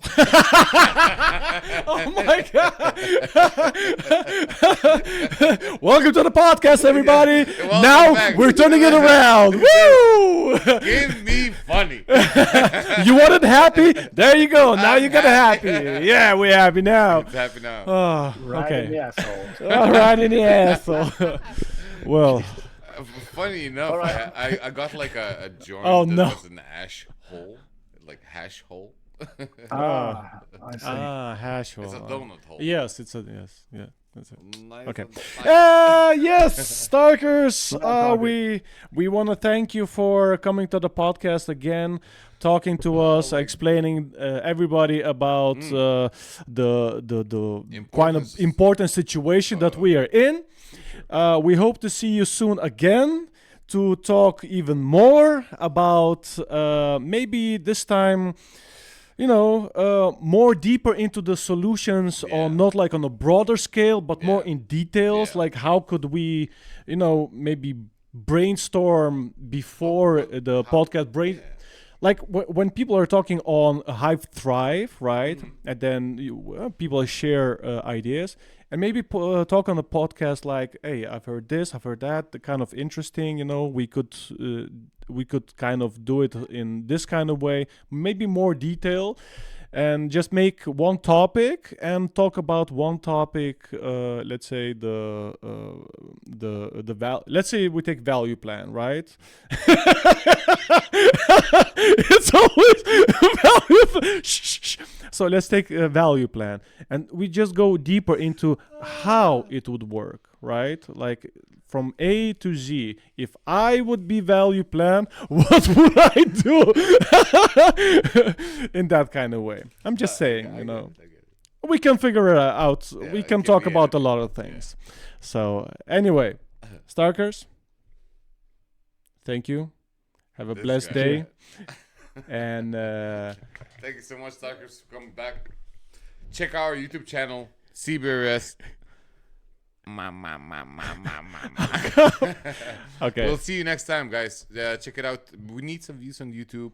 We love when you watch it on Hive. On threespeak. Yeah.